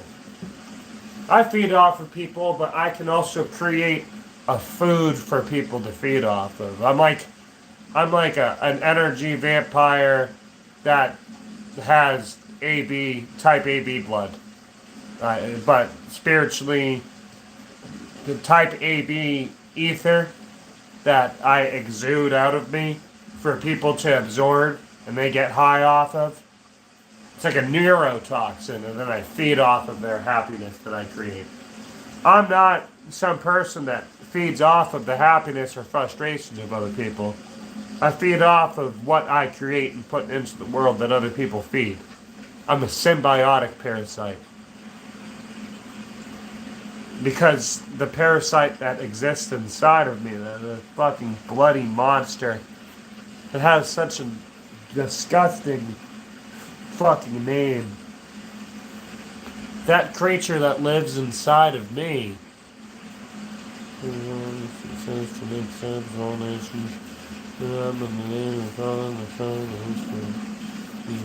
Exactly. My brother doesn't want me to seek enlightenment. I was always a spiritual person. Way longer than my brother always ever was. But my brother was recognized as a spiritual person because he was the one that spent more money on it. I don't want to do rapé because I don't want to have my nose fucking burned. But also, all of that mucus that was coming out of me was just because I was treating my body like shit. You can do all the weightlifting you want. You're not pumping your... like, you need aerobic exercise as well. You don't just need to lift weights. You need aerobics to exercise your lung expansion and to filter your body out. You need the aerobics to filter your blood and to filter your lungs. And, you know, my brother's just he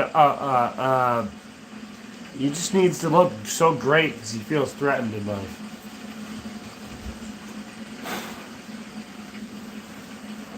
And sometimes I feel threatened trying to exist people with him because I want to be close to God because I want to understand God. I want to talk to God. I want to be part of His kingdom. I don't want to sit there and find a girl at church that likes to go to church and also likes to fuck and smoke meth. I don't want that.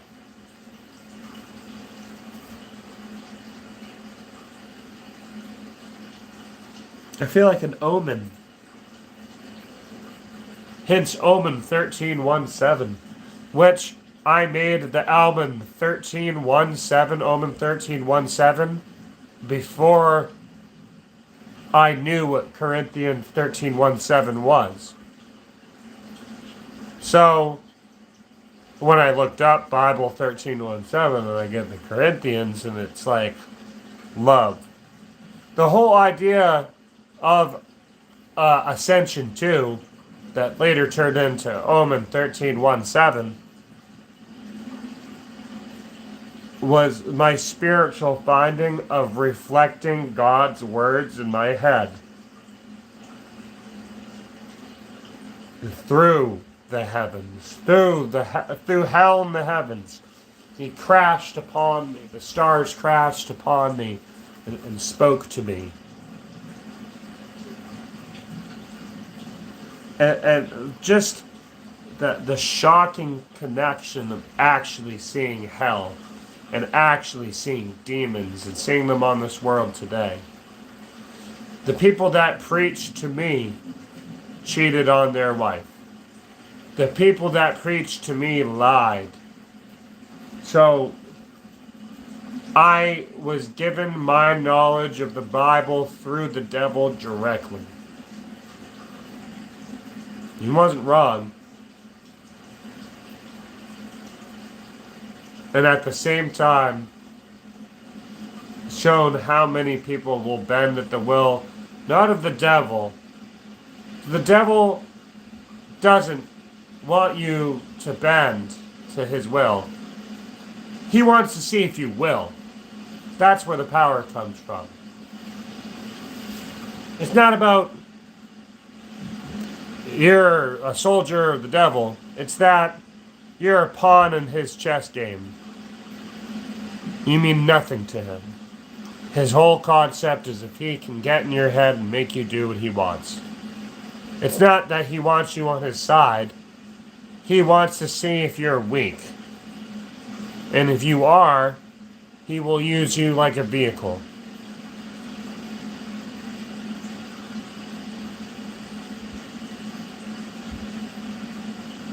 I don't want to talk to someone that wants to make porn.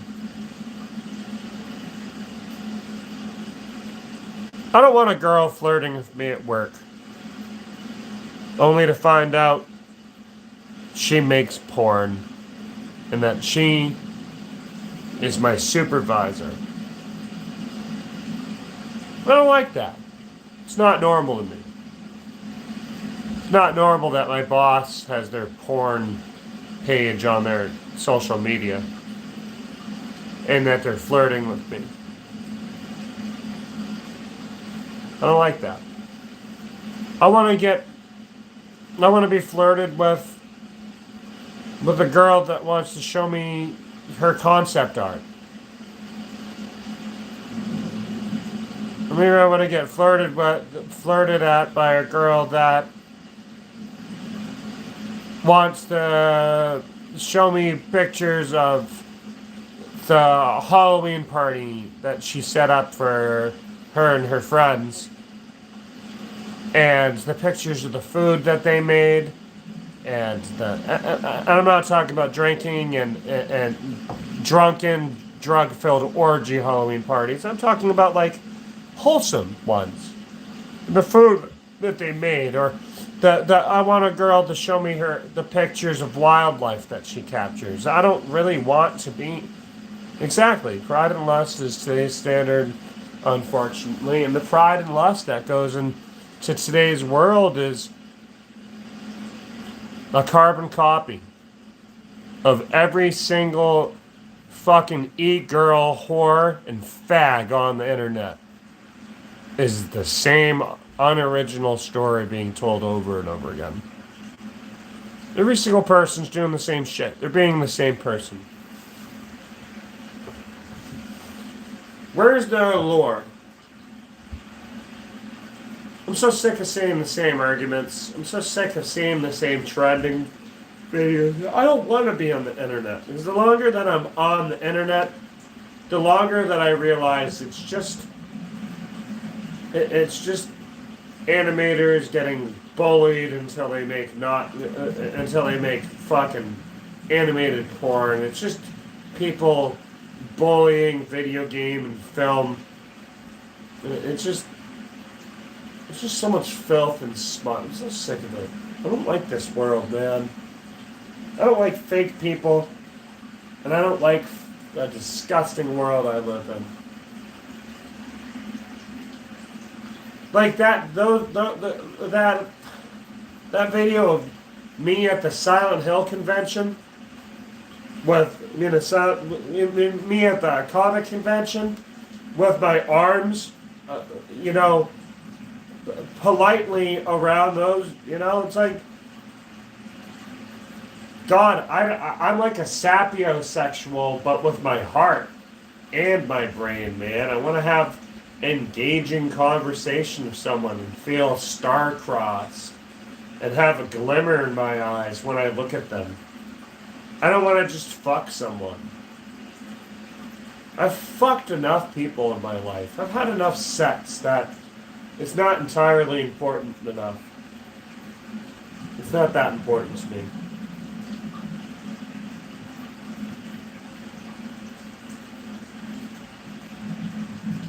I don't want to feel alone. I'm not lonely.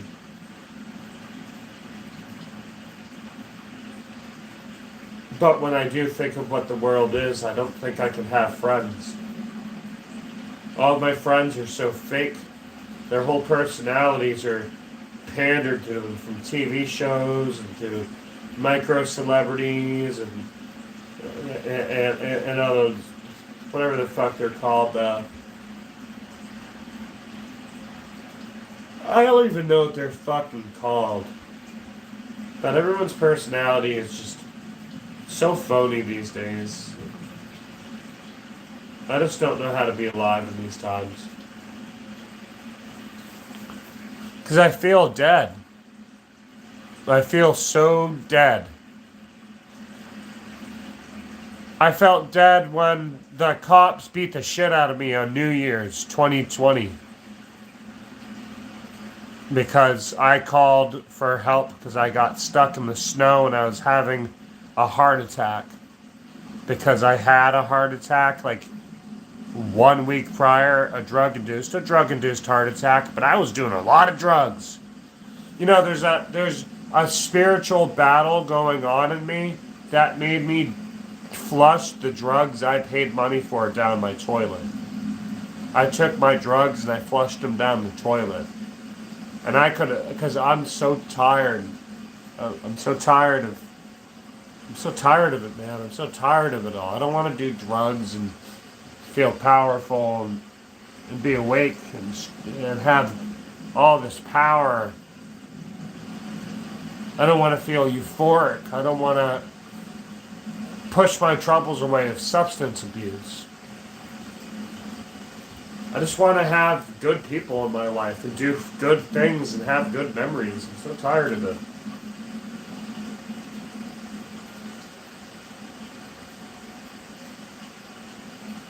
But I don't want to let that monster out. Because it's so much darker than I can paraphrase in words. It's so much more evil. It's so much more terrifying. Especially for me. And to know that it's in my fucking head. To know that it's like inside of me. It's not like I'm fucking crazy. I'm a scholar. My own problems mentally.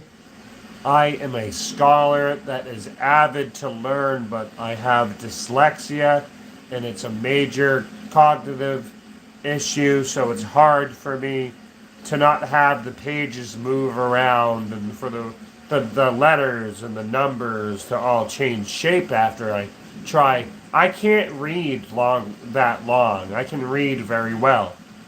I can't read for too long because my head hurts and I get cluster headaches and it gets blurry and things move around.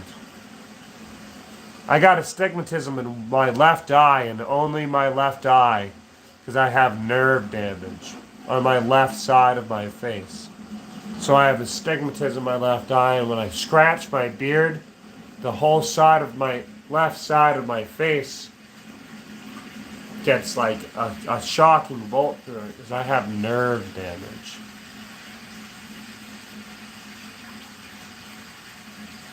God, I do drugs and I realize how strong I am. But I also realize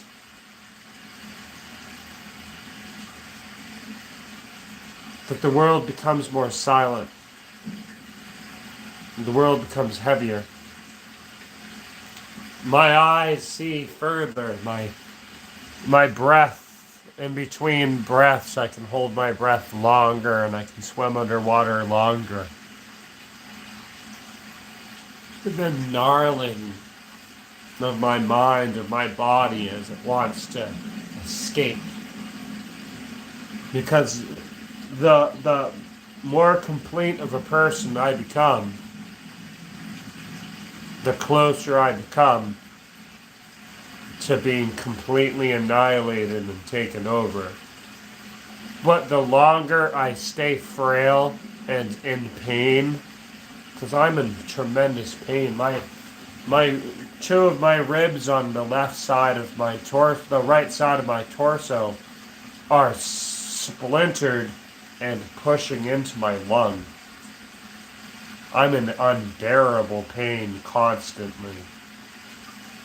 And I've seen people die, and I've killed people. I've seen people get raped. I've never raped anybody. I don't want to rape people. I don't need to have power over people. I don't want to. I just want to exist in the world that's not so fucked up that I need to know I'm the most fucked up one in the room. And because of it, just because of the sheer energy cast off as me, people think I want to do them harm. I have done terrible harm to people. But I'm not wanting to do harm to people. I don't want to hurt people. I just have. And I'm not proud of it. I hate it. But it's who I am. It's who I was. And sometimes it's who I'm so terrified to admit I may still be. I may still be a bloodlust. Because I had a bloodlust. I had a fit. I will lead someone that I know doesn't like me and wants to take advantage of me. I'll lead them into a trap. Because I'm like a kingfisher. I'm sitting there and you're waiting and you just see this glowing nodule and you go after it thinking that you're some big monster. And then shows the big Aguga fish shows up from Star Wars Episode 1, The Phantom Menace. And that's me. I'm preying on predators. I'm preying on narcissists. I'm using such levels of reverse psychology on people that are trying to condition me to trust them that they're buying me gifts and I'm cutting them out of my life before they try to kill me and rob me, before they try to do any real damage to me as a person. Because I know that they'll shit on other people. I know the mentality. Someone will butter you up and they'll shit on everyone else. So when they're buying me stuff that I didn't add, they could surprise me with gifts. And in many cultures of the world, if you get a gift, you should accept it.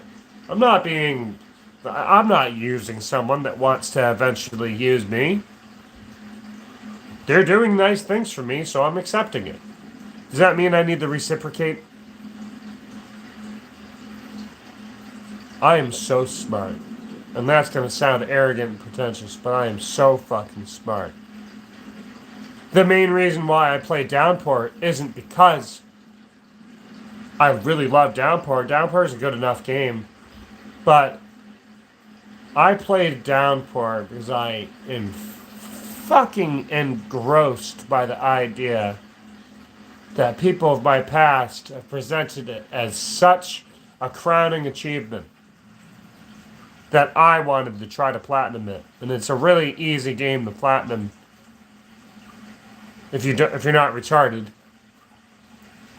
If you don't have terminal depression, Downpour isn't that difficult of a game to platinum. It's really easy. Now I meet someone that platinum Silent Hill 2 and Silent Hill 3 HD remaster. That's kind of more impressive. But it's like I can't tell myself that it's really that impressive a game. I did it because of spite. I still feel spite. I don't feel envy. But I feel a level of spite and arrogance to me sometimes that takes over and lets that beast whisper. A very real monster, a very, very, very real demonic energy that exists so deep inside of me between the collisions of my glued together joints and my fractured bones that are held together by air and dust. I don't need to go fork my tongue, but I am a much stronger demon than these fucking shape-shifting, weak people that are just celebrities. The celebrities suck. They're so weak and malnourished. They give into the form and they have the food right in front of them, but they're weak. The main reason why I want to go to church is because I know that there's a demon inside of me, and I know it's strong, and I know it's like, it's so smart that it looks out for me, and I'm so smart that I know I don't have to look out for myself that much. Because that thing don't want to lose me as a host. And I want to go to church because I know that I'm diseased spiritually. I'm plagued. And I meet these people that their whole thing is about being rude and wearing black craft cult. But I've set people on fire and stabbed them and beat them to death. And I've done fucking rituals and shit. Maybe I'm a dark person. But it's important that I don't want to be. I don't want to be. I don't want to go back and think of the past and come to the realization the best years of your life were a fucking lie. You painted over it in the same glossiness that all these other people are painting over their life to cope with the idea that they're just fucking drug addicts, so they have to paint it as an experience. Everyone's a drug addict these days. I don't even want to smoke pot anymore. I don't even want to fucking smoke pot anymore. I can't even It's like it's not important to me. It's not important to me.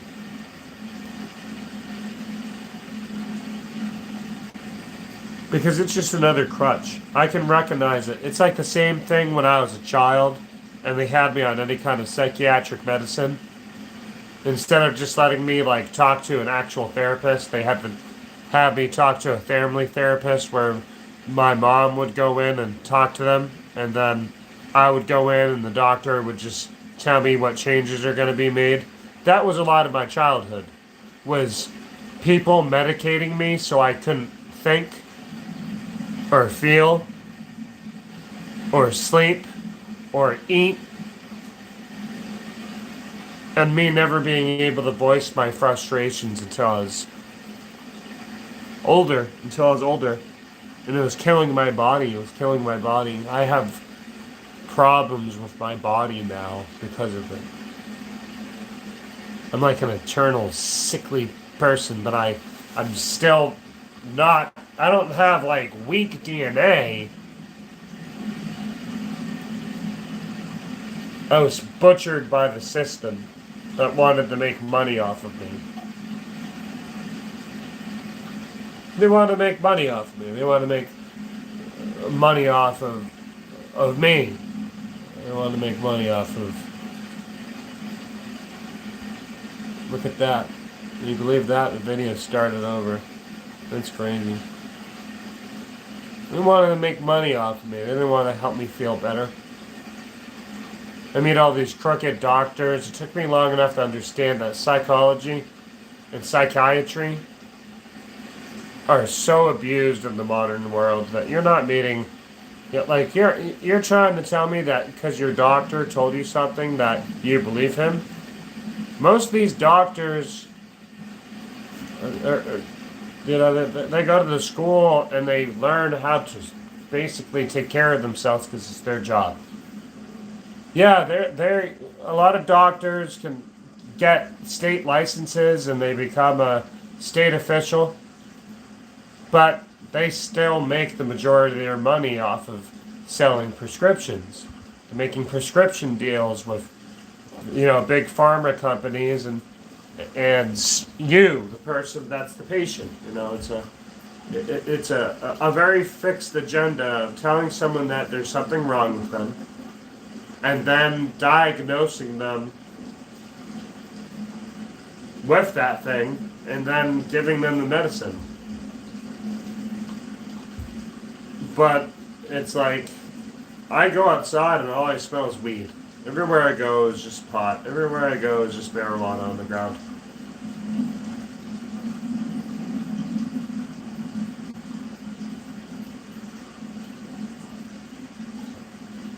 And it's just nuts, man. I'm so sick of just smelling meth and smelling pot.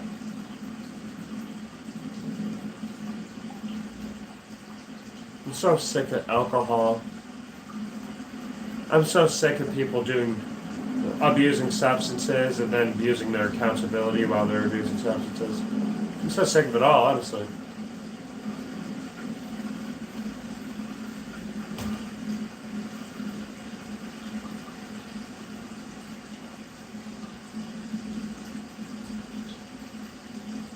Like I live in a world of people that don't have a backbone. They're letting the world get destroyed, and then they just bitch about it on social media.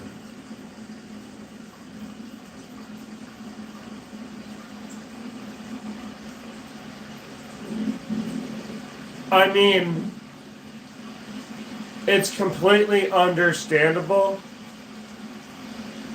that the liberals weren't shitting on the liberal office because the Republicans were. And it's also just as understandable that the liberals are shitting on the Republicans.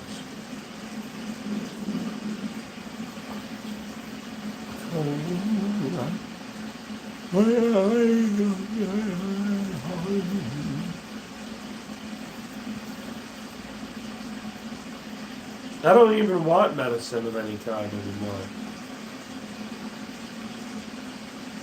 I like my water. I like being able to actually smell nature. so much more important than me smoking weed. Because when I go back to it, I always think about how pathetic weed smoking is. Weed is basically just a euphoric tobacco. It's literally just tobacco that makes you feel. It's like a stronger tobacco. And that's it. It's like tobacco and alcohol combined. It's not that special.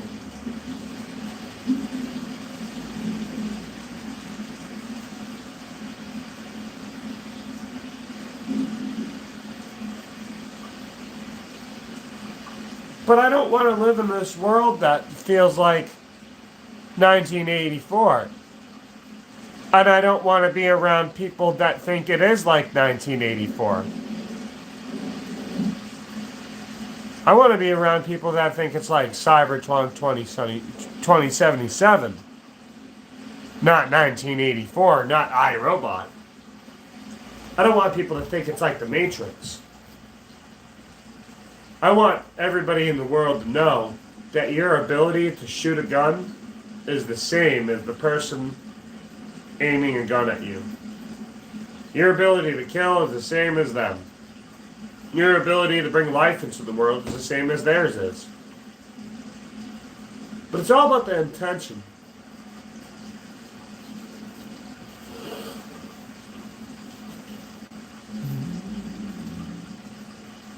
I was a drug dealer for drugs for 2 years. And no one wanted to smoke weed. We used to all smoke weed, and then they just started wanting to only get drugs.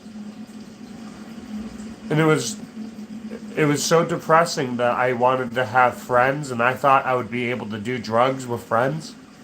But you do drugs with a lot of people, and they just start acting like drug addicts. Not that many people can do drugs and still do cool shit and fun shit and still have fun. They do drugs and they turn into fucking drug addicts. They turn into tweakers. And that was the saddest thing, is realizing I can't do drugs with that many people.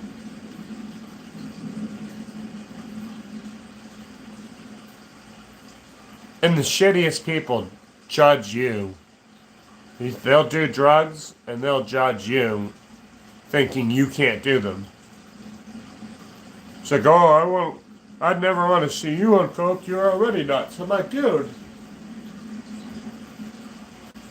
you can do coke. You don't understand that I actually was a drug dealer. A very good one. It was so easy to find people because so many people want drugs. And there was even that part of me, just like when I used to be an evil monster and beat people to death and rob them.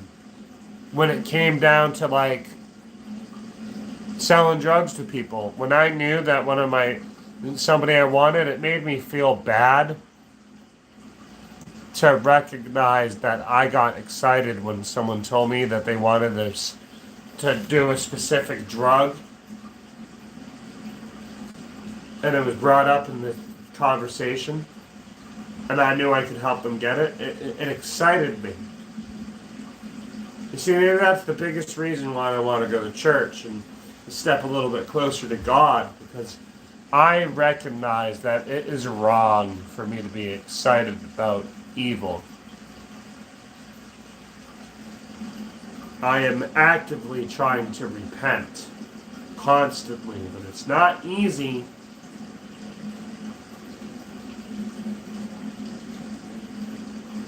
I'm just very scared.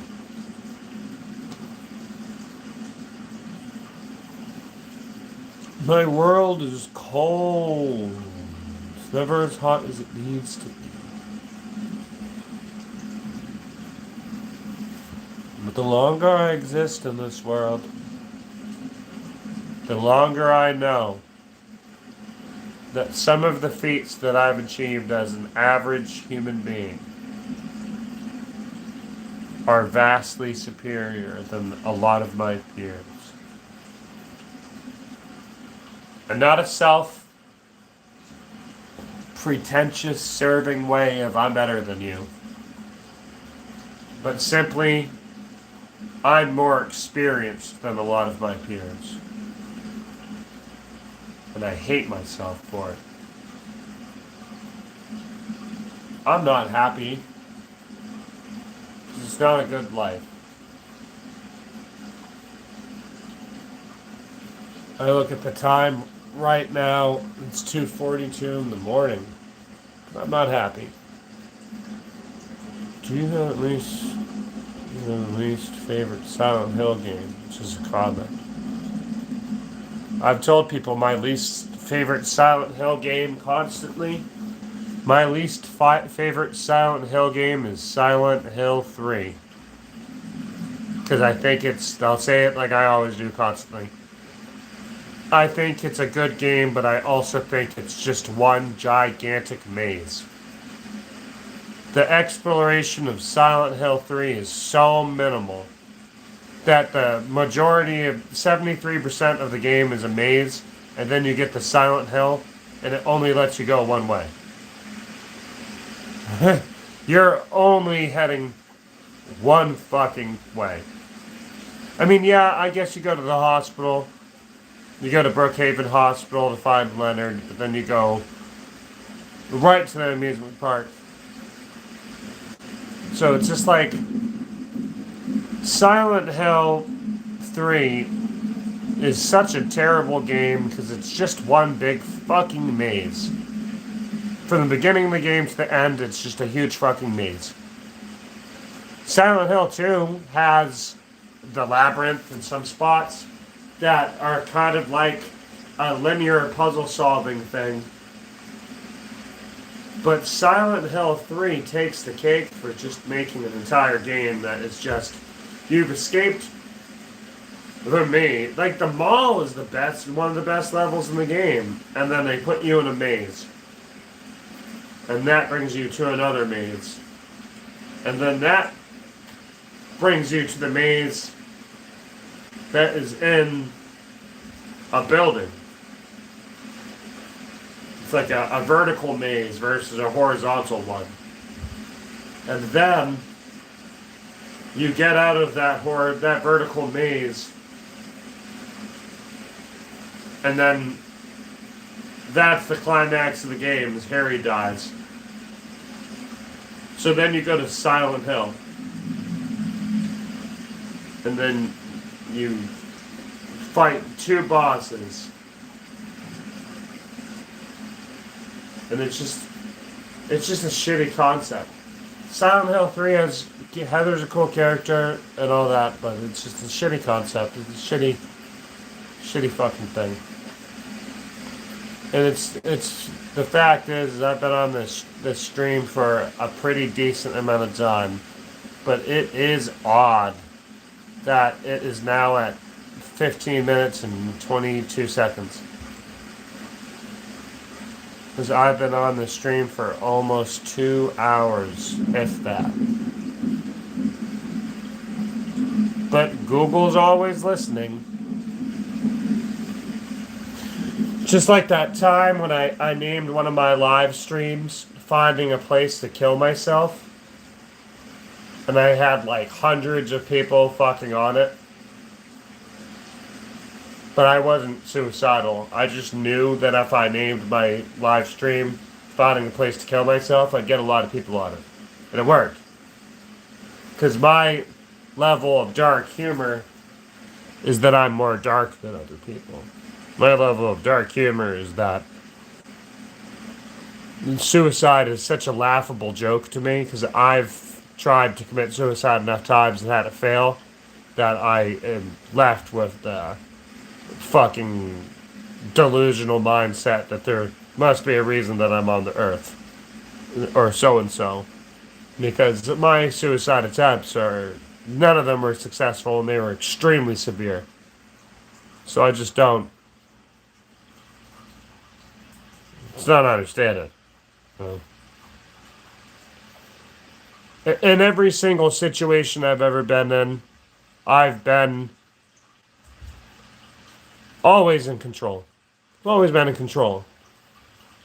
Because my control is either balanced with the person away from me or noticing that there's a weird power gap for some reason. And I assert myself. Because I know the worst someone can do when they take my wallet is run my card with $4 on it as credit and take the $7 in cash out of it. But the best outcome of that is I just know that they're a slime ball and I'll never trust them. I'm not gullible. I don't go my life always on the defense.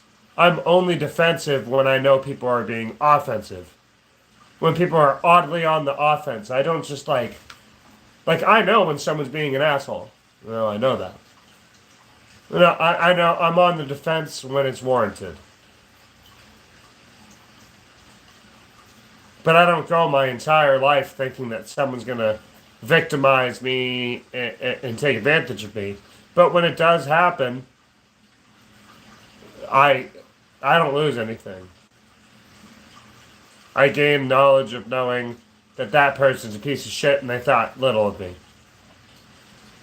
When I thought about being someone's friend, when I thought about giving someone a friend that wouldn't mind buying them food, and wouldn't mind bringing them out of the house if they needed someone to talk to. And when I find out that person would stab me in the back and go back to their life of inadequacy and nothing, I understand that that person needs to rob people and take advantage of them.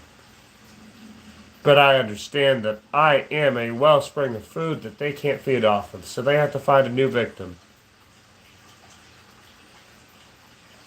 So if someone wants to do me so bad that they take a little bit of money from me, there's nothing lost.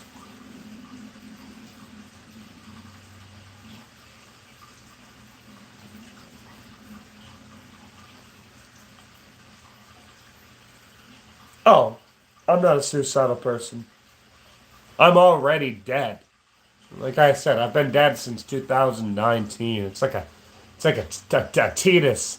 It's like a Titus situation. I'm spiritually kept alive by eldritch horror parasite from the stars above that's feeding off of me and keeping me alive at the same time. Because I'm dying at basically the same pace that my body's regenerating. But suspended between you two universes, so there's plenty of time for. It's like that thing, that instrument with all the rice or beans in it, and you turn it over, and it falls, the rainmakers, and then you flip it the other way, and then it all falls slowly the other way. It's kind of like that, but it just teeters back and forth constantly.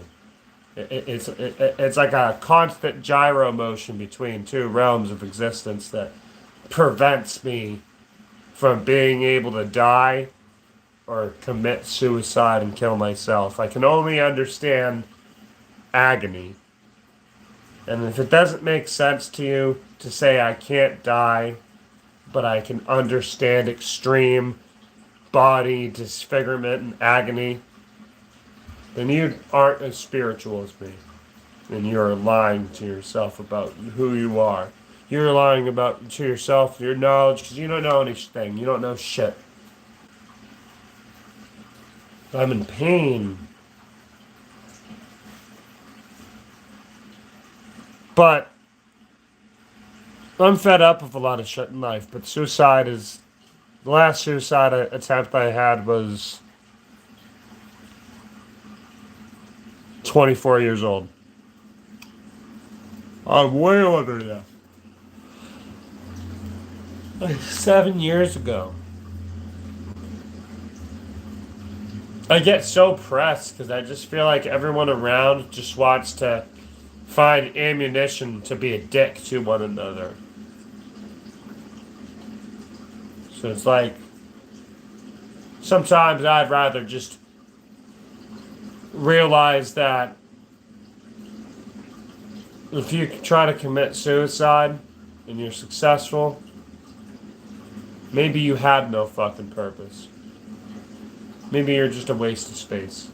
Just like all these inbreds. And they come filling up all these countries and telling the people, we don't like the people that live in this country, so we're gonna invite more of our people, and hopefully at some point it won't be a problem. I don't like that. I don't like inbreds that rape. Politically, I don't like religions of hate that oppress others. I don't like the fact that I'm already hearing discussion about American schools removing pork. If you're catering to a religion of any sort, then you are not separating church and state in any way. You are pandering to the movement, the incentive, the propaganda to take over the world. Because European money is more expensive than American money.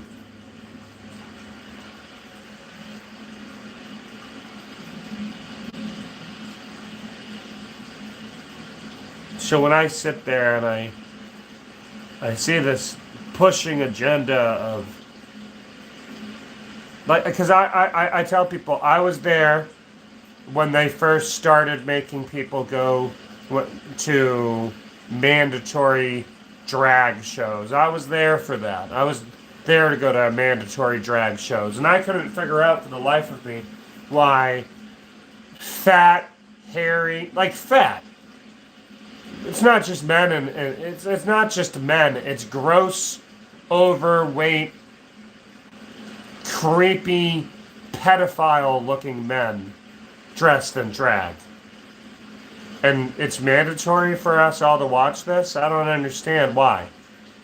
Why are there a bunch of creepy, fat, disgusting men dressed like prostitutes dancing for children to Christmas music? I don't need a Christmas drag show. I don't need that. That didn't help me in any way.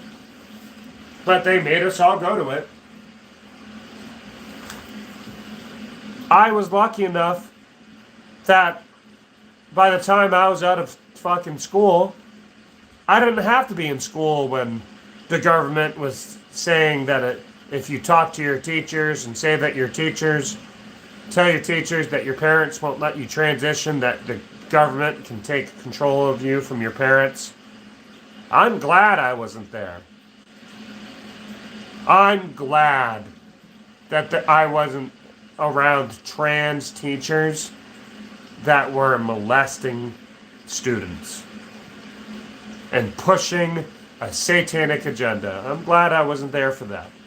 I was there when lesbians and gay people and bi people just didn't want to be hated on. And I was all for that. But when it came down to, like, needing to support things that didn't make sense to me, like gender fluid people, a gender fluid person doesn't sound like a real thing. It sounds like someone that always wants to be in the right.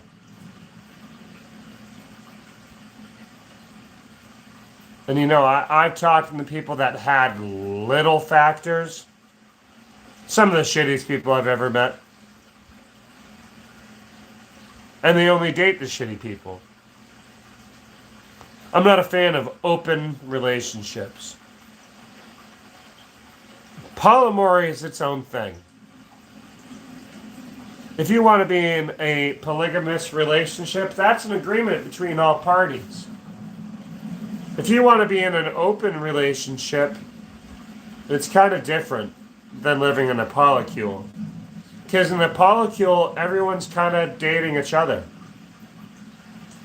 But polycules these days are you have a girl that gets fucked by two dudes. The fat, stay-alone incel and the queer, fucking twink emo goth. And it's like, it's the same things. The stoner incel that stays at home who's fat and fucking twink goth boy And it's just like, a real polycule is like a triangle or a square of interlaying threads. It's not anything that these other people are making. These other people are just justifying being overly lustful and just lying about their intentions. Those are the people you should be concerned about when it comes to contentions and shit. Just smashed my arm and am now rolling a blunt and typing one-handed. That's what's up, Silent Dork. That's a good fucking... I see that you are a moderator, so you must have done something that made me make you a moderator. So remember that, Silent Dork. Always remember, I chose to make you a moderator. Because I have faith in you, Silent Dork. Yeah, I actually smashed my arm yesterday at school. No, at Friday at school. Right there, right on the elbow, right in that little crease. And I put an indent. Oh, it's right here. An indent right here. By smashing my fucking right arm. I'm a mangled human being that has so much pain that I can deal with it. My pain threshold is extremely high. I've been on fire twice. And pain threshold is very high. I've been shot and stabbed. My pain threshold is very, very high. But I'm not proud of it. Who was present during your scene where I thought you were gonna die? Oh, no. That's not why I made you an admin. Made a moderator. I made you a moderator because of something else. That stream, at no point was I giving off any kind of suicidal tendency. And I'm actually disgusted that people looked into it. Because I'm glad that people wanted to have me cared for. But also,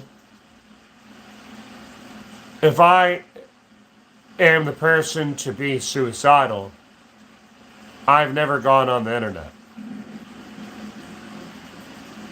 That wasn't an era. That was like a few months ago. If I was suicidal, I usually just go seek mental health. I've tried to kill myself a few times. I usually go to get help from someone. I don't go on the internet. I went on the internet and made that there because it was a funny way to sort of gauge other people to come into the chat, and it worked. It was extremely, extremely dark triad psychology I was using.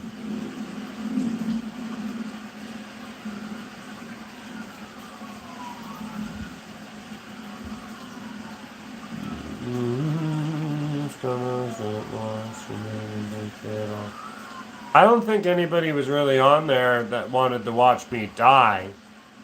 I think that even if there was, even if there was,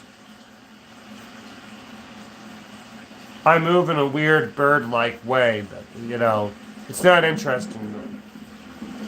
Yeah, they want to see someone kill themselves. A lot of people want to see someone hanging from a noose on live stream. A lot of people go on Reddit and look up gore. So many more than you think.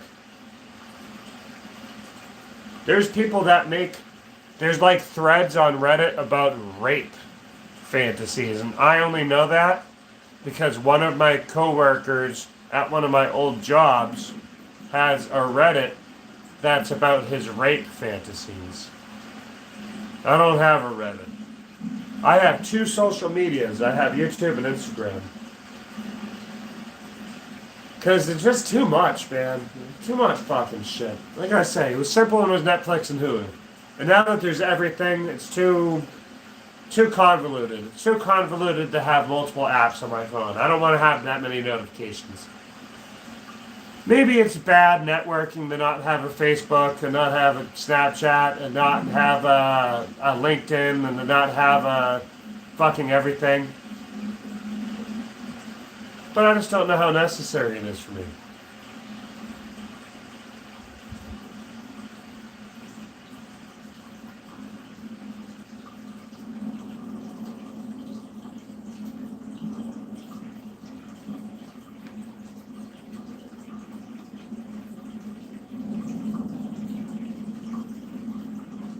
Well, I didn't bounce back from anything. I wasn't in a bad headspace.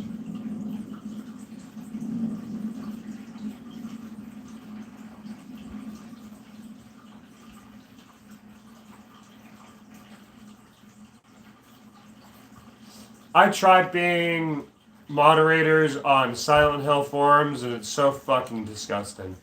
I tried being moderators on social media groups for Silent Hill, and it's disgusting. They're so fucking Silent Hill fans are so fucking disgusting. It makes sense that I'm evil.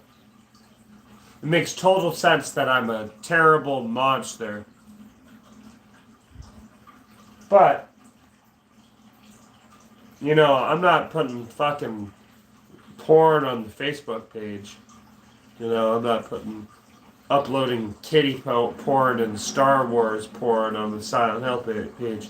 When you see child porn uploaded on your Silent Hill group that you have to moderate and you have to delete it and tell people that they can't post child porn, it's just kind of like defeats the purpose of you wanting to be in a community.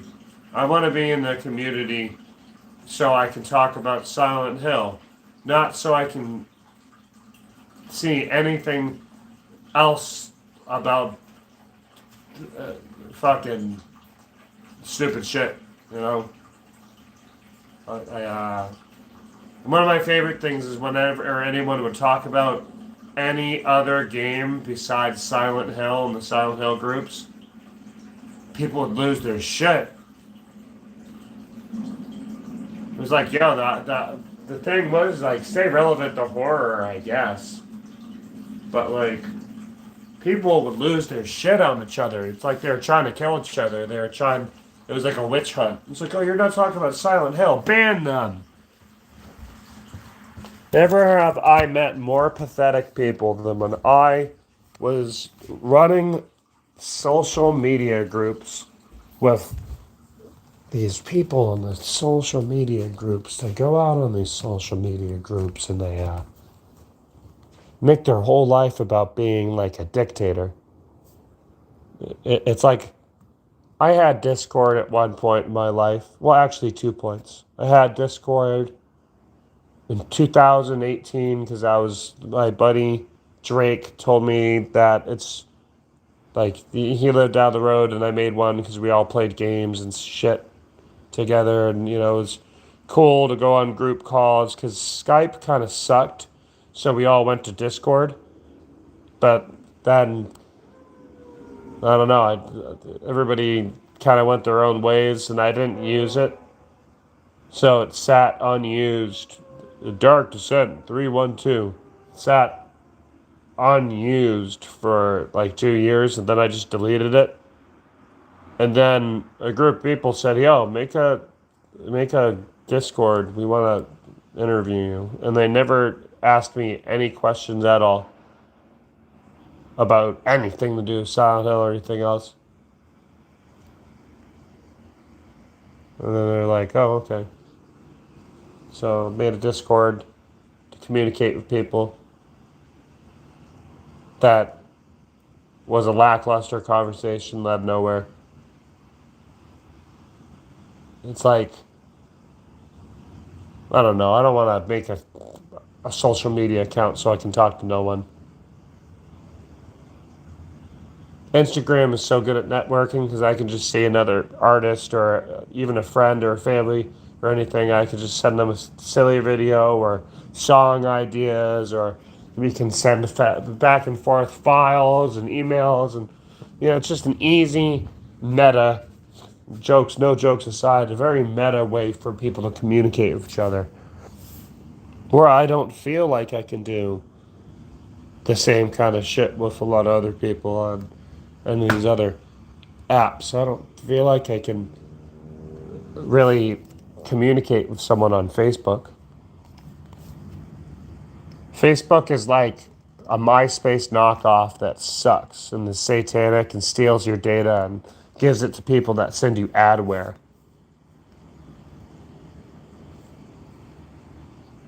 And Instagram sometimes has, you know, the gospel earth and it has the funny cat videos with Jesus explaining the Bible through cats. And sometimes there's Spinosaurus edits. But it's like my whole existence on Facebook was realizing that there's a lot of lonely people out there that make fun of each other. And they're pathetic. Like I said, I got that. This one just to keep up with small list people I hear about.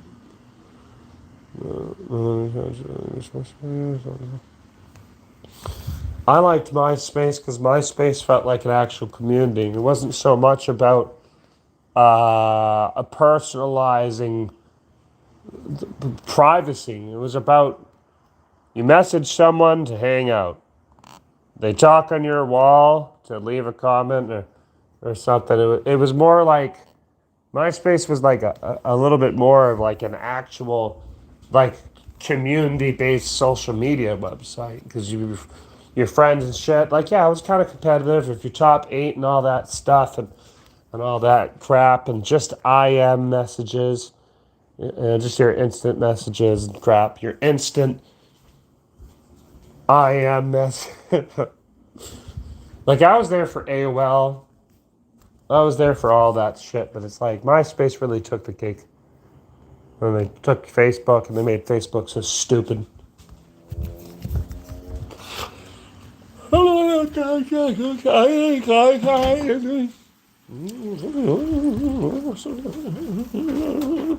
to my cave of death. I hate because I am a knowledgeable man, because I am curious to seek knowledge. And the knowledge that I seek is highly structured to the idea that it will be able to satisfy me in some way. My health, my movement, some sort of way to make my life easier, to be able to tinker, to have a new talent or skill set with my hands, mind, and body. That's what it comes down to, what's most important. Is being able to feel like I exist. With knowledge that is useful. I don't need to know any of this slang that people make up every fucking few months. There's a new stupid word I need to know. Am I really that much of a loser if I'm not kept in the stupid loop? You know what I mean? If I don't actively seek the most stupid way of life and do the stupid bullshit, the retarded bullshit.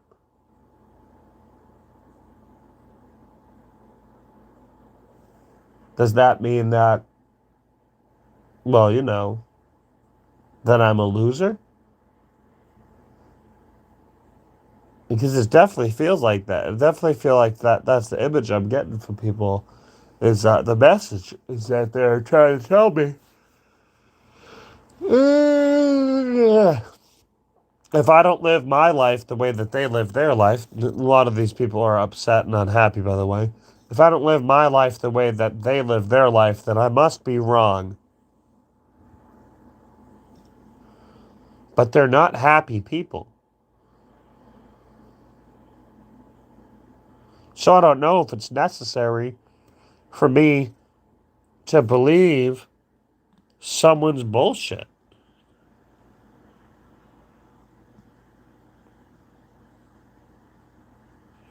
See, I like that. I want to be more than just a winner, though. I want to win in the ways that matter, the ways that are more important. Not about trying to drive a fancy 70,000 car, $70,000 car. Because let's face it, most average people, unless because a lot of people can profiteer off of sex workers, but if you don't already have millions of dollars, nobody around us is concerning themselves with $100,000 cars. That's all. Like even Malcolm in the Middle, that fucking really, really, really nice sports car that Hugh almost got. It was only $10,000 in the show. You watched that episode again. That was a $10,000 car. That takes place in like the 2000s, so it's crazy, you know. I don't want to make my life about needing to show off who I am. I already have too many family members that need to show off everything about them. I live in the narcissist family. The narcissist family that doesn't hold themselves accountable. I've always told the truth. I will tell someone I suck. I don't mind lying. I mean, telling the truth to my parents. I don't mind telling my truth to anybody. I don't need to lie. I don't like lying.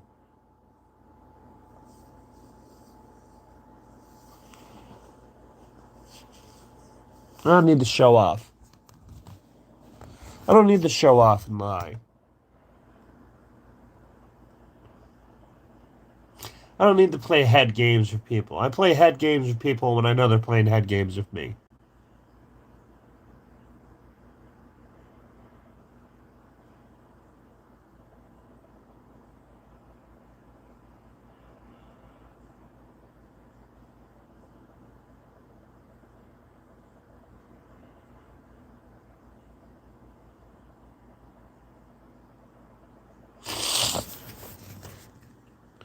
I think blunts suck. I don't like blunts or joints. I don't want to smoke weed anymore, but specifically I'll start right here because I'm probably going to have to crash because I have to do 3:14 a.m. And in 10 hours, I have to fuck around on live recording consoles. And it's not like it's tough. It's not like it's tough to play with a live recorder and know how to use it. But I have such a radiance to me when I sleep well. I'm like a woman's dream. I have such a nice complexion. Because I take care of my skin.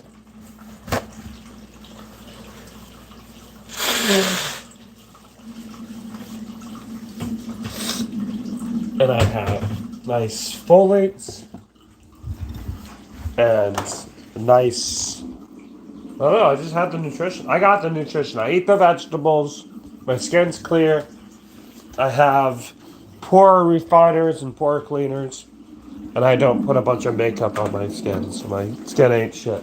I used to wear makeup, but I used to wear makeup in a specific way.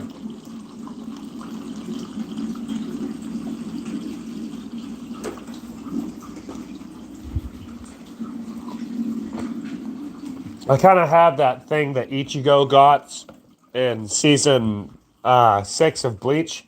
They got that instant regeneration, so I take damage, and I just tell myself it's not as serious as it is. Like if there's a point for like a whole year that the head injury that I had when I got my bike accident, I was leaking. I was leaking fluid of the back, like the back where my head cracked open. And they said that I needed to get sutures, but I was like, I don't really know if I have to. I mean, you should have stopped at the stop sign, but you needed to not stop at the stop sign and drive through it. If you stopped at the stop sign, you would have understood that you need to yield to pedestrians, and you probably wouldn't have caused me to be all fucked up. I was going to the work social. I wanted to go to the work social, and I wanted to get food. So I went to the work social with half of my face, my half of the left side of my face dripping, pouring blood. My head was cracked open. It's not like I had a concussion, because I'm dead. I'm a corpse. I wanted to get food at the workplace barbecue.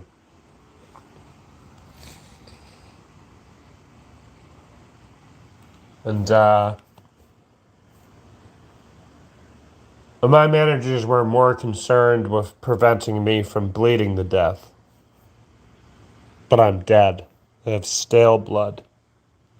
Vile, rotten blood. It repletes itself, just like normal blood when it's cursed. And I just wanted. I was very upset because they had a dunk pit, and I thought I'd be able to dunk my manager, but they turned it into like a fundraiser for autism out of nowhere, and a bunch of kids from like an autistic place came, and they were the ones that were dunking my manager in the dunk pit.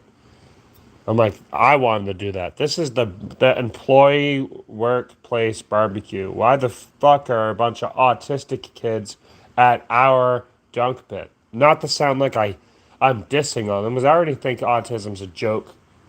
But it's like I already think autism is fake. Some people are just awkward because they don't work on themselves. But I'm sitting there, and these are more like mentally retarded people. They're developmentally, hindered. There's mental retardation, and then there's autism. I think there's a huge difference between having your brain turn cloudy and mushy.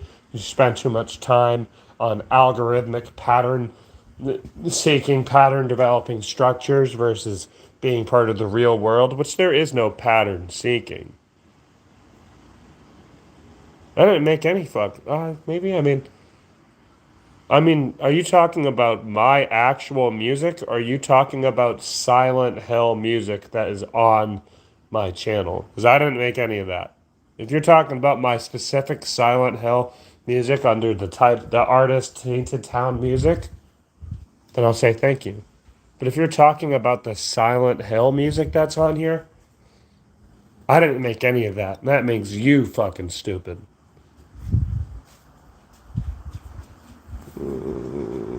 I just exist in a world that is always trying to find the next thing to use as an excuse.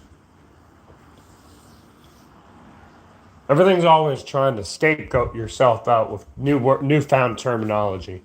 And that's the thing I don't like, is a lot of mental health and sexual, gender identity stuff is only designed to weaponize someone to scapegoat themselves out of trouble. It's 100% fact, and you can tell me you don't believe it, but it's true.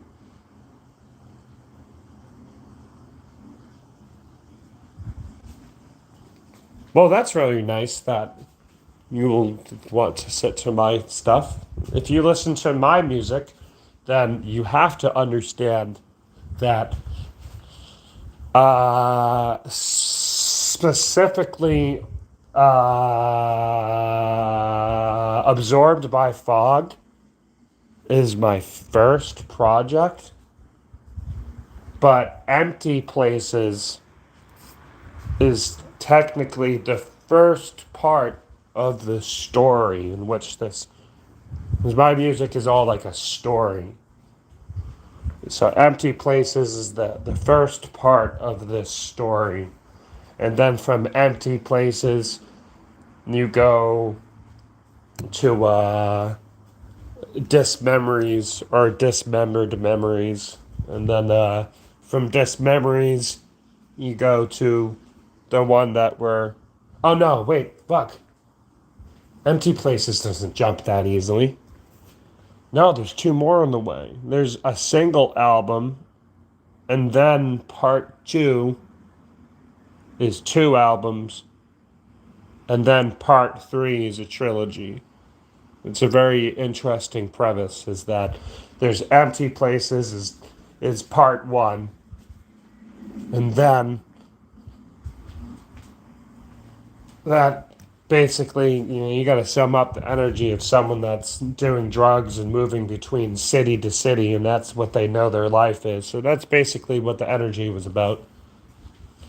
And then there's the fucking the best ones. I should know the name of my own albums. The Evil One, and then there's that's the part of that kind of two-part deal. The Evil album, Begotten Times, and Unfinished Ritual. Begotten Times and Unfinished Ritual are is your part two, and then part three is Dismemories, Structure and Disestablishment, and the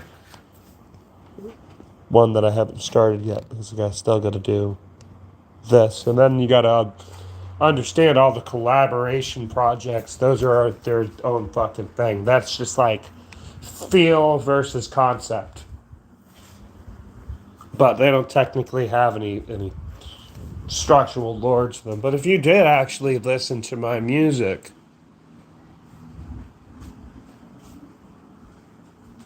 oh no, there's no optional. It's a chronological structure.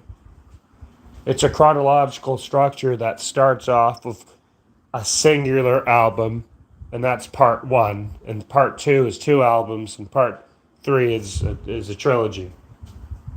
There's 6 parts. It's a 6-part saga. But it's a uniqueness to it. Because the order I told you is not technically chronological. The order I told you is just the order it's in. Because the chronological would be Absorbed by Fog and the 7 fucking other projects that I worked with other artists and shit. But Empty Places is narratively, it's a narrative process. It's a narrative process in which they are arranged.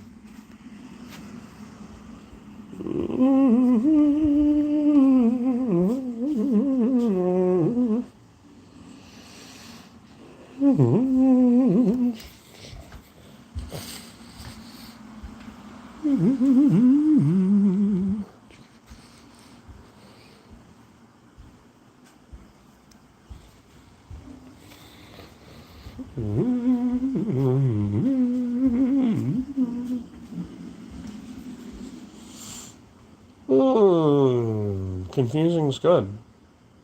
There's a unique process that we can all escape once we start doing things that make the sounds we enjoy versus doing things to make the sounds that everyone knows.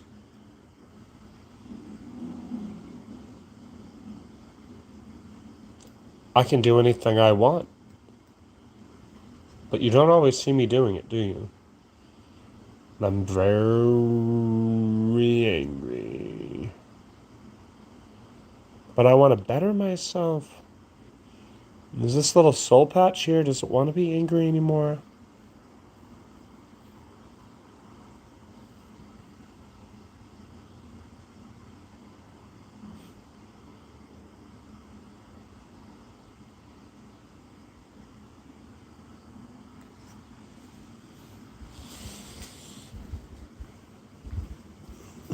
It's such a soul-wrenching thing to meet so many people that you want to have in your life, but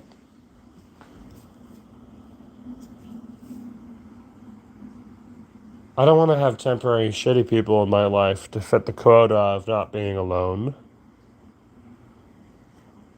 I want to have decent people that want to collaborate in the ideas of making music together, doing some carpentry project together, cooking, barbecuing together.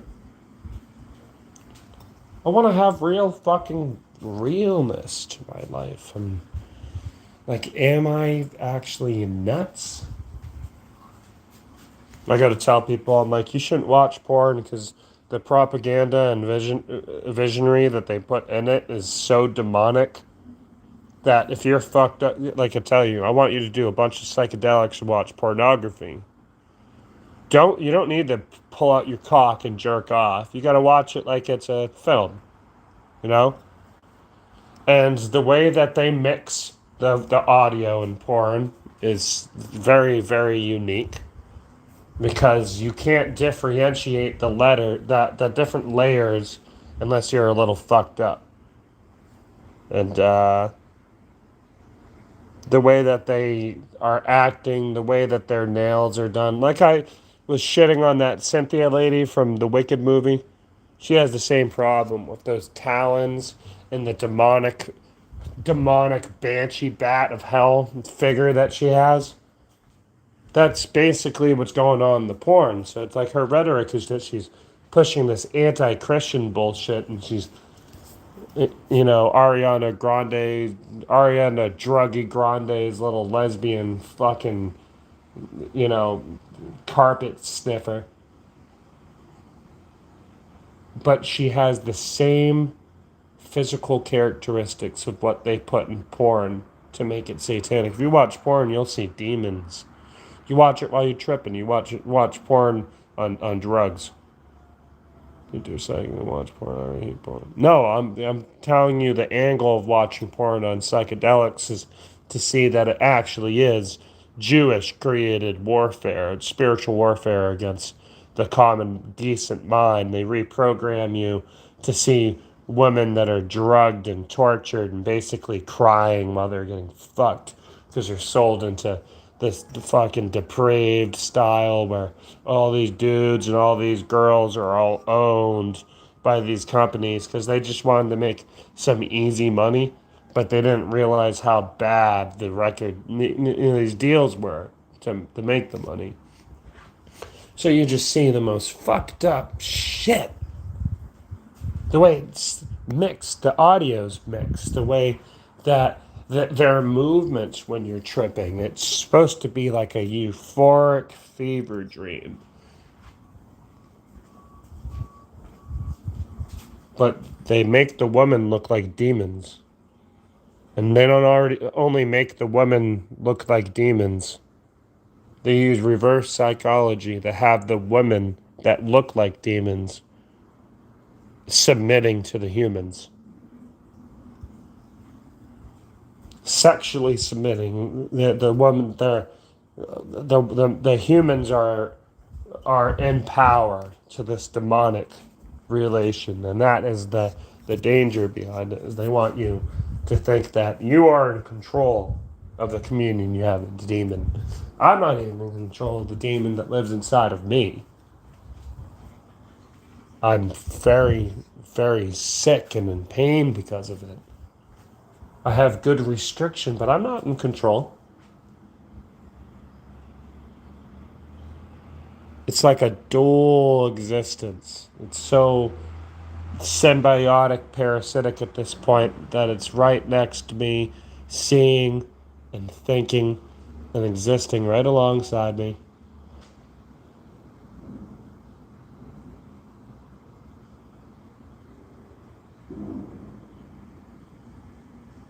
And everything else.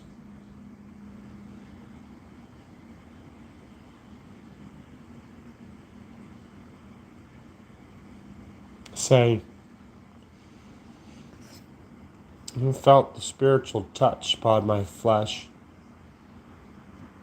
That deep, deep, deep level of fear and concern, that ominous feeling when you don't feel like you're being watched by someone that wants to hurt you.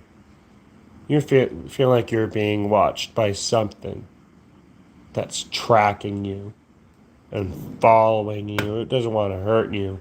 It wants to scare you and consume you and take over your body and throw you off a cliff and wait for someone to find your mangled corpse before it reanimates its contortions into a working body again. It stabs them and starts cutting at their throat and pulling the flesh past the shoulders and and ripping and clawing. It's not sleep paralysis.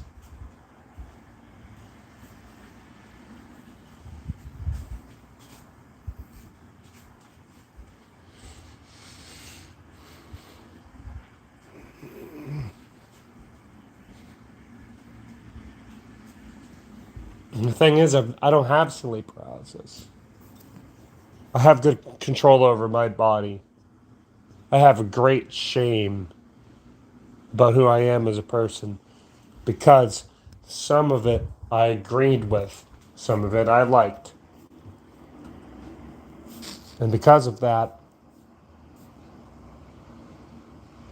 I don't need to have no control to have something exist inside of me and try to oppress me. I mean, it's more of a spiritual oppression than anything, but it's a constant, constant draining of myself. It's a constant mirroring image of the evil of me, the creature inside that's staring back and always smiling and always letting me know what I need to know and always taking all the gentle authority out of life that makes it fun, that makes it charming, the bliss. And I just don't have time for that. I got time to get my credit score to 760, 785. I got time for that. I got time to look at houses when I'm 30, 36.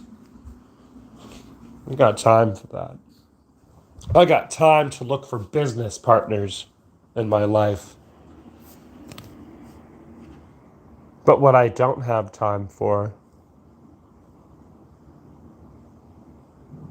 is to exist amongst people that are not authentic, that are not original. Everyone wants to be the Antichrist. I'm an Antichrist. No. You're not an Antichrist. You're a whore. You're an emo telling people that they're a goth.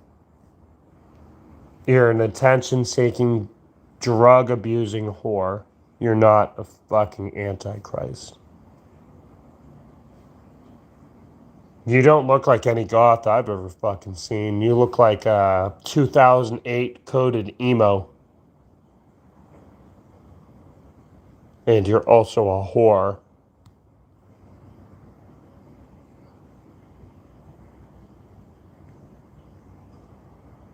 I'm so angry. I'm so mad.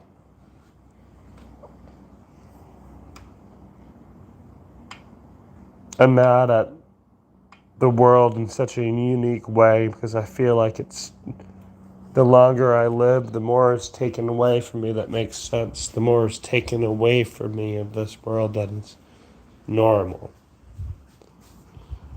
The more that I exist in this world, the more I see the filth, the easy filth, the easy to attain filth, the easy to entertain filth. People are weak. Maybe that's why they have spiritual oppression in the form of sleep paralysis, because they're weak. Having something else scare your body stiff and have such influence over your body is weakness. And I just coexist to something that spreads a layer of gloom, paints over the run. I don't mind telling my fucking classmates, because it's true. I tell my classmates at my job, my coworkers at work, I'll tell them I don't fucking give a shit. I got OnlyFans models flirting with me at work. If I can't have some sort of spiritual demon inside of me, how do you explain the whore? The whore manager. Whore manager. I just know that deep inside of me isn't a reptile. It's a bird. I'm not a lizard. I go, ha, ha. And I fly. And I got big, long legs, and I move in such a strange, contorted form. I'm the bird man. You can see a reptile. But you know what's funny about reptiles? They don't like the cold. But you know what's cool about birds? They got feathers and shit to keep them warm. It's like I'm better than a reptile. I'm like a reptile that's more beloved.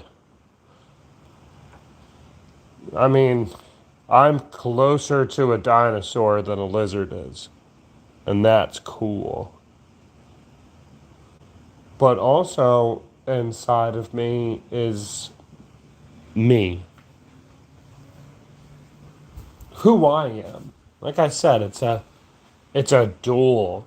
It's not that I have a split personality. There's a dual personality. There's two things consciously surveying and examining the world at the same time. Me and this fucking thing. It's not, oh, I turn into it sometimes. It's also here. It's also with me. It's near me. It's around me. It's looking out at me. It's looking out from within me. It's looking out from the distance. It's like a tethering connection between here and the endless void, the great abyss. It feeds. It's like being in the womb. Halfway through, it's like being in the womb. You know, you seek the warmth and comfort, the solitude, the echoing sort of aqua, bubbly, fluid. It's like, it's unique. It's unique. It's unique. And it goes on all while I'm awake. Good. Good. I just say, man, I just need to find more purpose in life. I need to find more purpose and I need to find better people because I'm sick of being around whores and I'm sick of being around fake brothers. I'm not talking about even my real brother. I'm talking about, in general, my friends and shit. They're all fucking fake.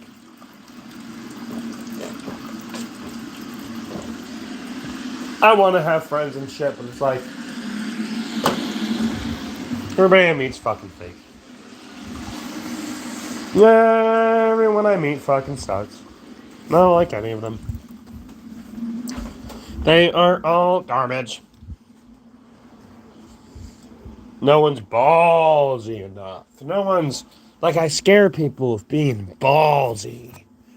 These people are like, oh, I don't know if I want to do the mushrooms. Or I don't know if that's a good idea to do the mushrooms, Rana. Like, why not? The mushrooms are good. I'm scared. What if I die? You're not gonna die on the mushrooms, man. This is like 8 doses away from being a heroic dose. You're perfectly fine. That's always possible, Mr. Dork. I always tell people here that I am in Florida and wouldn't mind being their buddy. I tell them, I say, would anybody like to get some weed and consume listening to music and be my buddy? I would like to get a group of friends. I don't want one-on-one time. I'm a little bit more advanced than your modern autistic seeking validation human. I don't need to know that, let everybody know that I have to have some sort of mental retardation that only allows me to have one-on-one time with people. Because people that can only have one-on-one time, you should be very careful around them. Because one-on-one time is how they can't divert their attention to keep up the act. So when they got that one-on-one time with you, it's just you in there. They don't have to put on a show for you and other people. It's just you. And you got to be very careful in one-on-one. I never want to hang out with one person. I want to hang out with 2 people at least. I'd say 5 people at 4 people at max. A good 4 or 5 person group, including yourself. We'll say like 6 people really. 6 people at max is it. I mean, my apartment's big enough to have enough people walking around in it. But conventionally speaking, there's enough room for like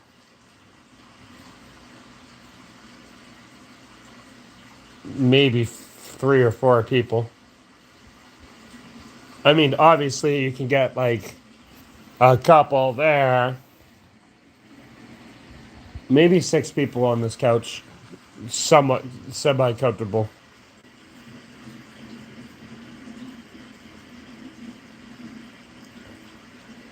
It's not that I don't want, I'm like afraid of being in groups either. I love being around a ton of people. I just, on a personal scale, I don't think hanging out with more than 5 people at once is that good of an idea. The more people you have, the more, diluted conversations get, the more diluted sentimentality gets. You need enough people to play a successful game of Monopoly, and that's it. That's it. You don't need more friends around. That's when people steal stuff from you. Sounds dumb, but it's true. That's when people start taking your clothes and taking food from your fridge. And I don't mean like an innocent taking food from the fridge and eating it right there. I mean taking food from your fridge, putting it in their pants or something, walking away, and ultimately fucking leaving. Like, I hate parties. I don't want to have a bunch of people because, I know how party mentality is. Things get stolen, they fuck outside, and then the neighbors call the police because there's people having sex outside, and there's people throwing beer cans over the balcony, and it's just like 4 a.m. and it's too loud. I'm not a fan of that. Exactly. The less, you see, 3 is good. 3 is like a Sonic, Tails, and Knuckle deal. You don't need. You add a 4th person to the more people you have past 3 in your group, the easier it is to get seen by enemy forces when you're moving in formation. Well, I have enemies. But a lot of people just don't understand what those enemies are. Because they're not people. I live by a famous belief system. And that belief system allows me to understand how unnecessary it is to block someone. I will ignore them. I don't have anyone blocked. It takes away their free will. And I know that sounds stupid to say that, but if I block someone, I prevent them from being able to make the choice to waste their time or not. And it's not up to me. I tell them I don't want to talk to them, they gotta just respect it. I don't see the point in blocking anyone. Ever. I don't have anyone blocked.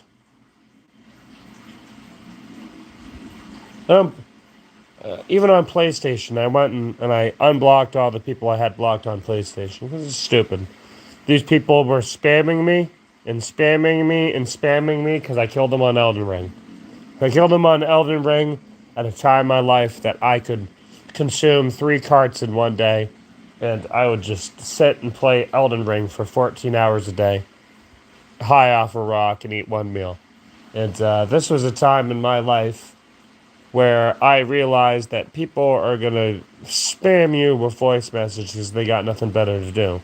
And there's nothing worse that when you're playing a game and the bubble keeps popping up over your game. Not at the top right, but over the game to let you know that person's messaging again.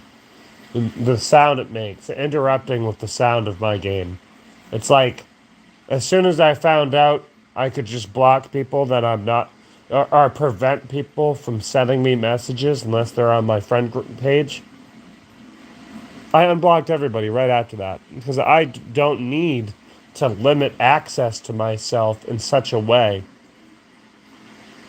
I want to have the power of them respecting my boundaries and not have to cower behind a wall of retreat. And that's what blocking is.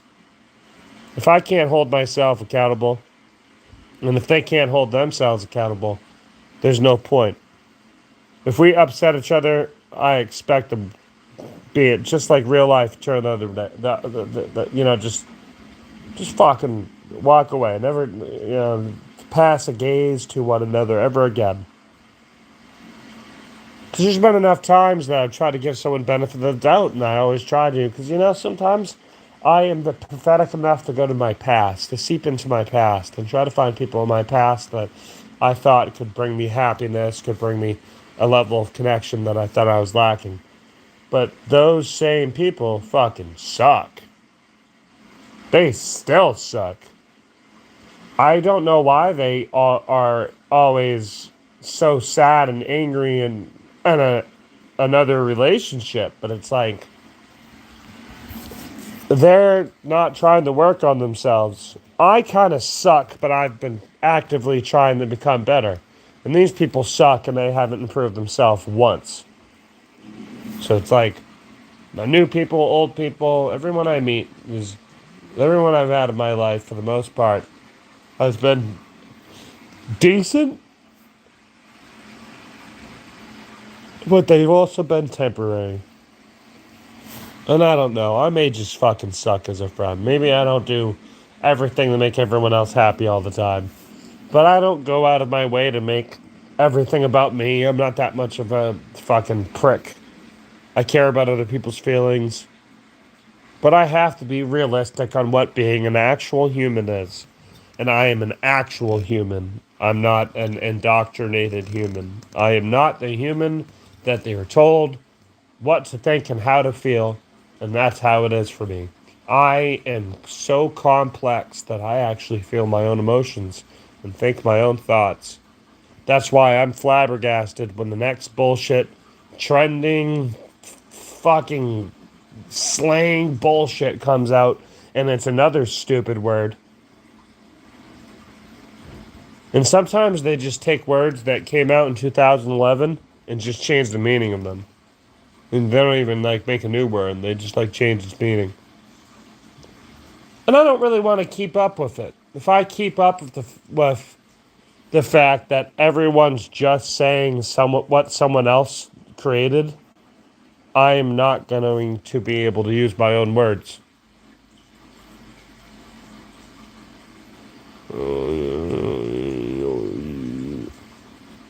As I get closer and closer and closer to the beast,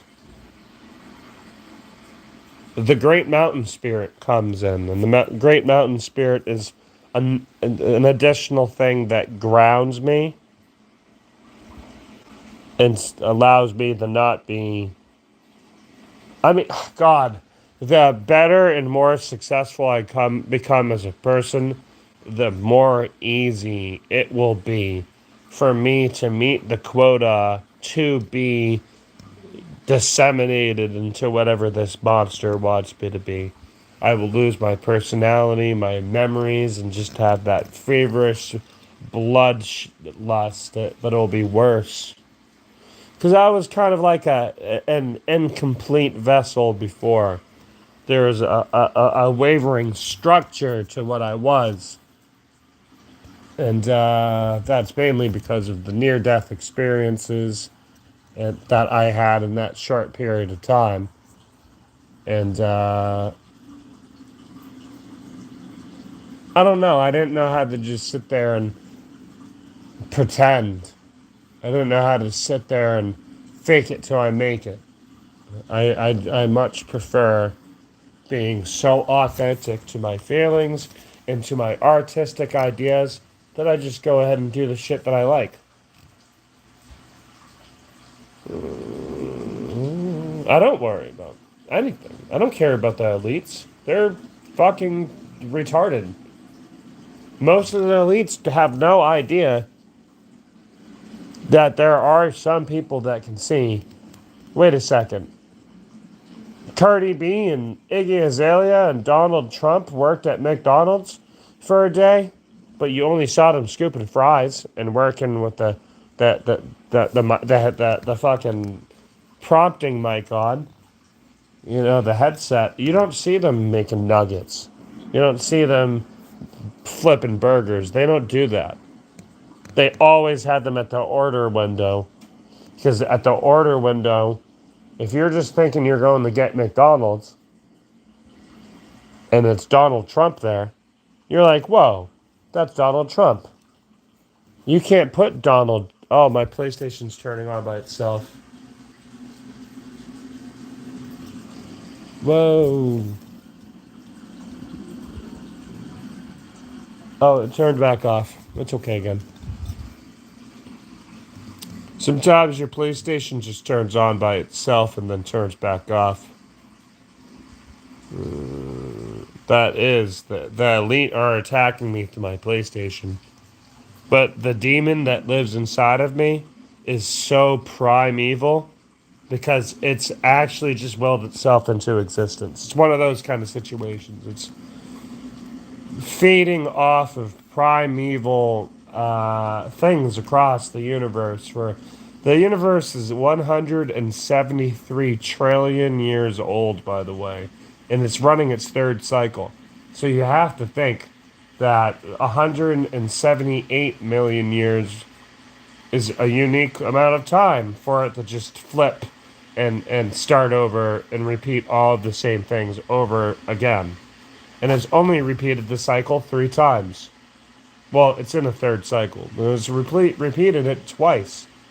The universe expands and then contracts, and then expands and contracts. But the quantum webbing of the universe works sort of like an electrical membrane instead of computer. And all of the data that has ever existed will exist. And once the universe contracts upon itself, as it begins to expand again, the same events will unfold in the same way. And it's very, very unique that it is just the same shit. And on such a minor scale, you could say it's the same shit in a different way because it's just the way that people act. If you get to the very, very speck of sand that we live in, everyone is being someone else. Everyone is being a celebrity and their quotes and their TV show characters and the movie characters and their friends or the adopted traits that they got from their significant other.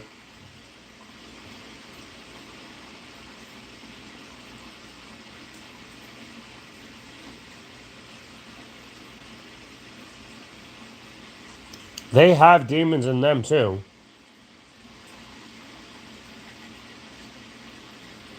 I just don't need to sit there and cover myself in foreskin and eat people. They're following to the ritualistic way of ascending yourself into the demon's body. But I exist in a way that the demon lives between my body and an alternate universe that my body also lives in because the demon and me are fighting over control of my body actively between two universes because it was the only thing I could do. Because I can't get the thing out of me. I can't cleanse it. I can't spiritually cleanse myself. And I can't listen to some bullshit about, harmonics and playing. I don't really understand how people think that listening to frequency is going to piss off a demon. This isn't Spider-Man. It's not like it's Tobey Maguire slamming the metal poles in the ground. I forget what was the dude. What was his name? I forget the guy's fucking name. Jason Todd or something like that. I don't need. Oh no. Topher something. Topher Grace? I don't remember his fucking name. The dude that played the other dude.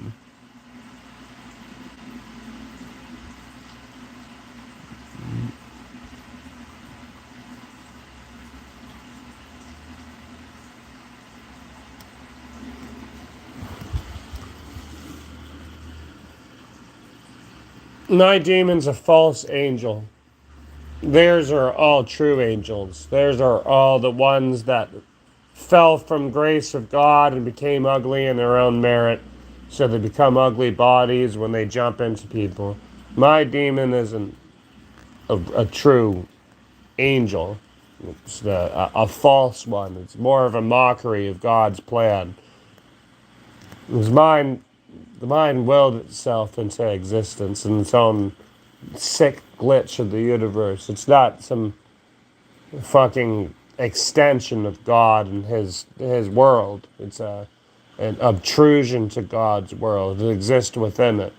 That's the only reason why I want to have a better connection with God, because, maybe God has a better answer than a bunch of pretentious and fucking fake Christians and a bunch of, fucking. Because it's like there are people that follow God. And then there's attention-seeking girls that wear crosses on social media and dress alternative so they can tell you that goths were Christianity comes from goth. And goth comes from Christianity, which it doesn't. Goth comes from the pagan Germans that, just kind of agreed that Christianity was better than living primitive. But goth does not come from Christianity. Christianity acquired goth. And it's like, that's how deep it really is.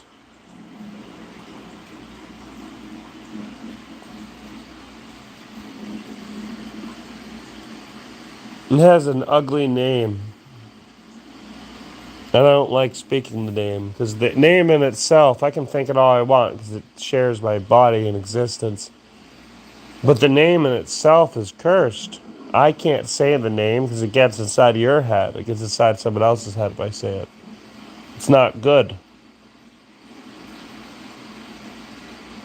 And you call me crazy as much as you want.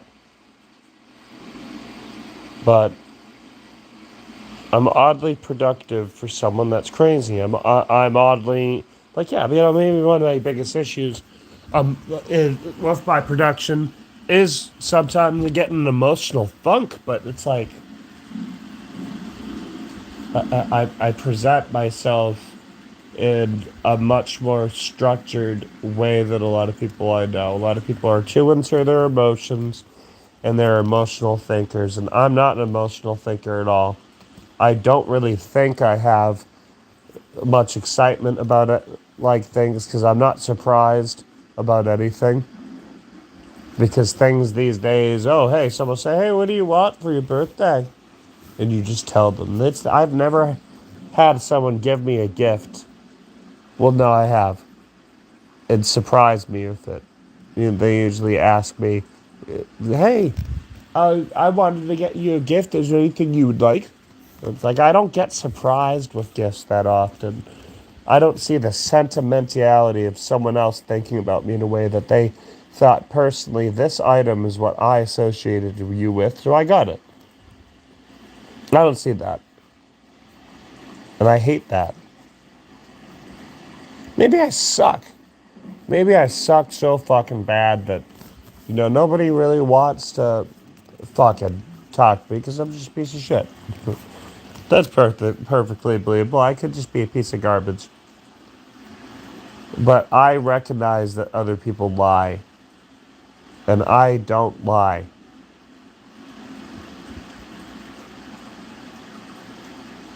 I think that speaks volumes. But it's time.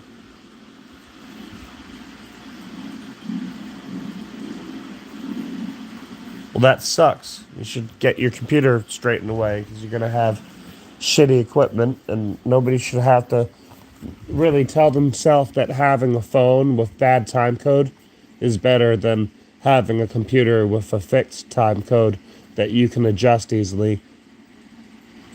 Phone sucks. Gotta get that computer. I tell everyone, go to a pawn shop and the owners only speak Spanish. And get the best laptop you can. And it's gonna be like $300. And then you just remove Spanish from the boot menu. You go into the boot menu and you remove the Spanish and set it back to the English keyboard instead of the Spanish keyboard. And you're good.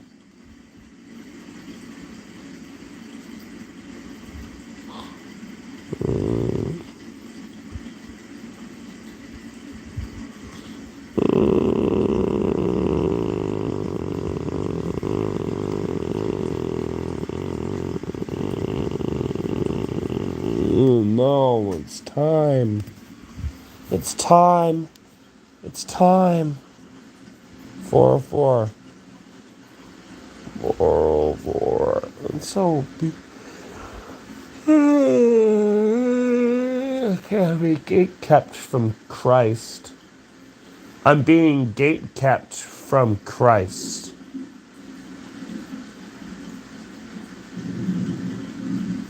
Well, yeah, it's 4 o'clock in the morning.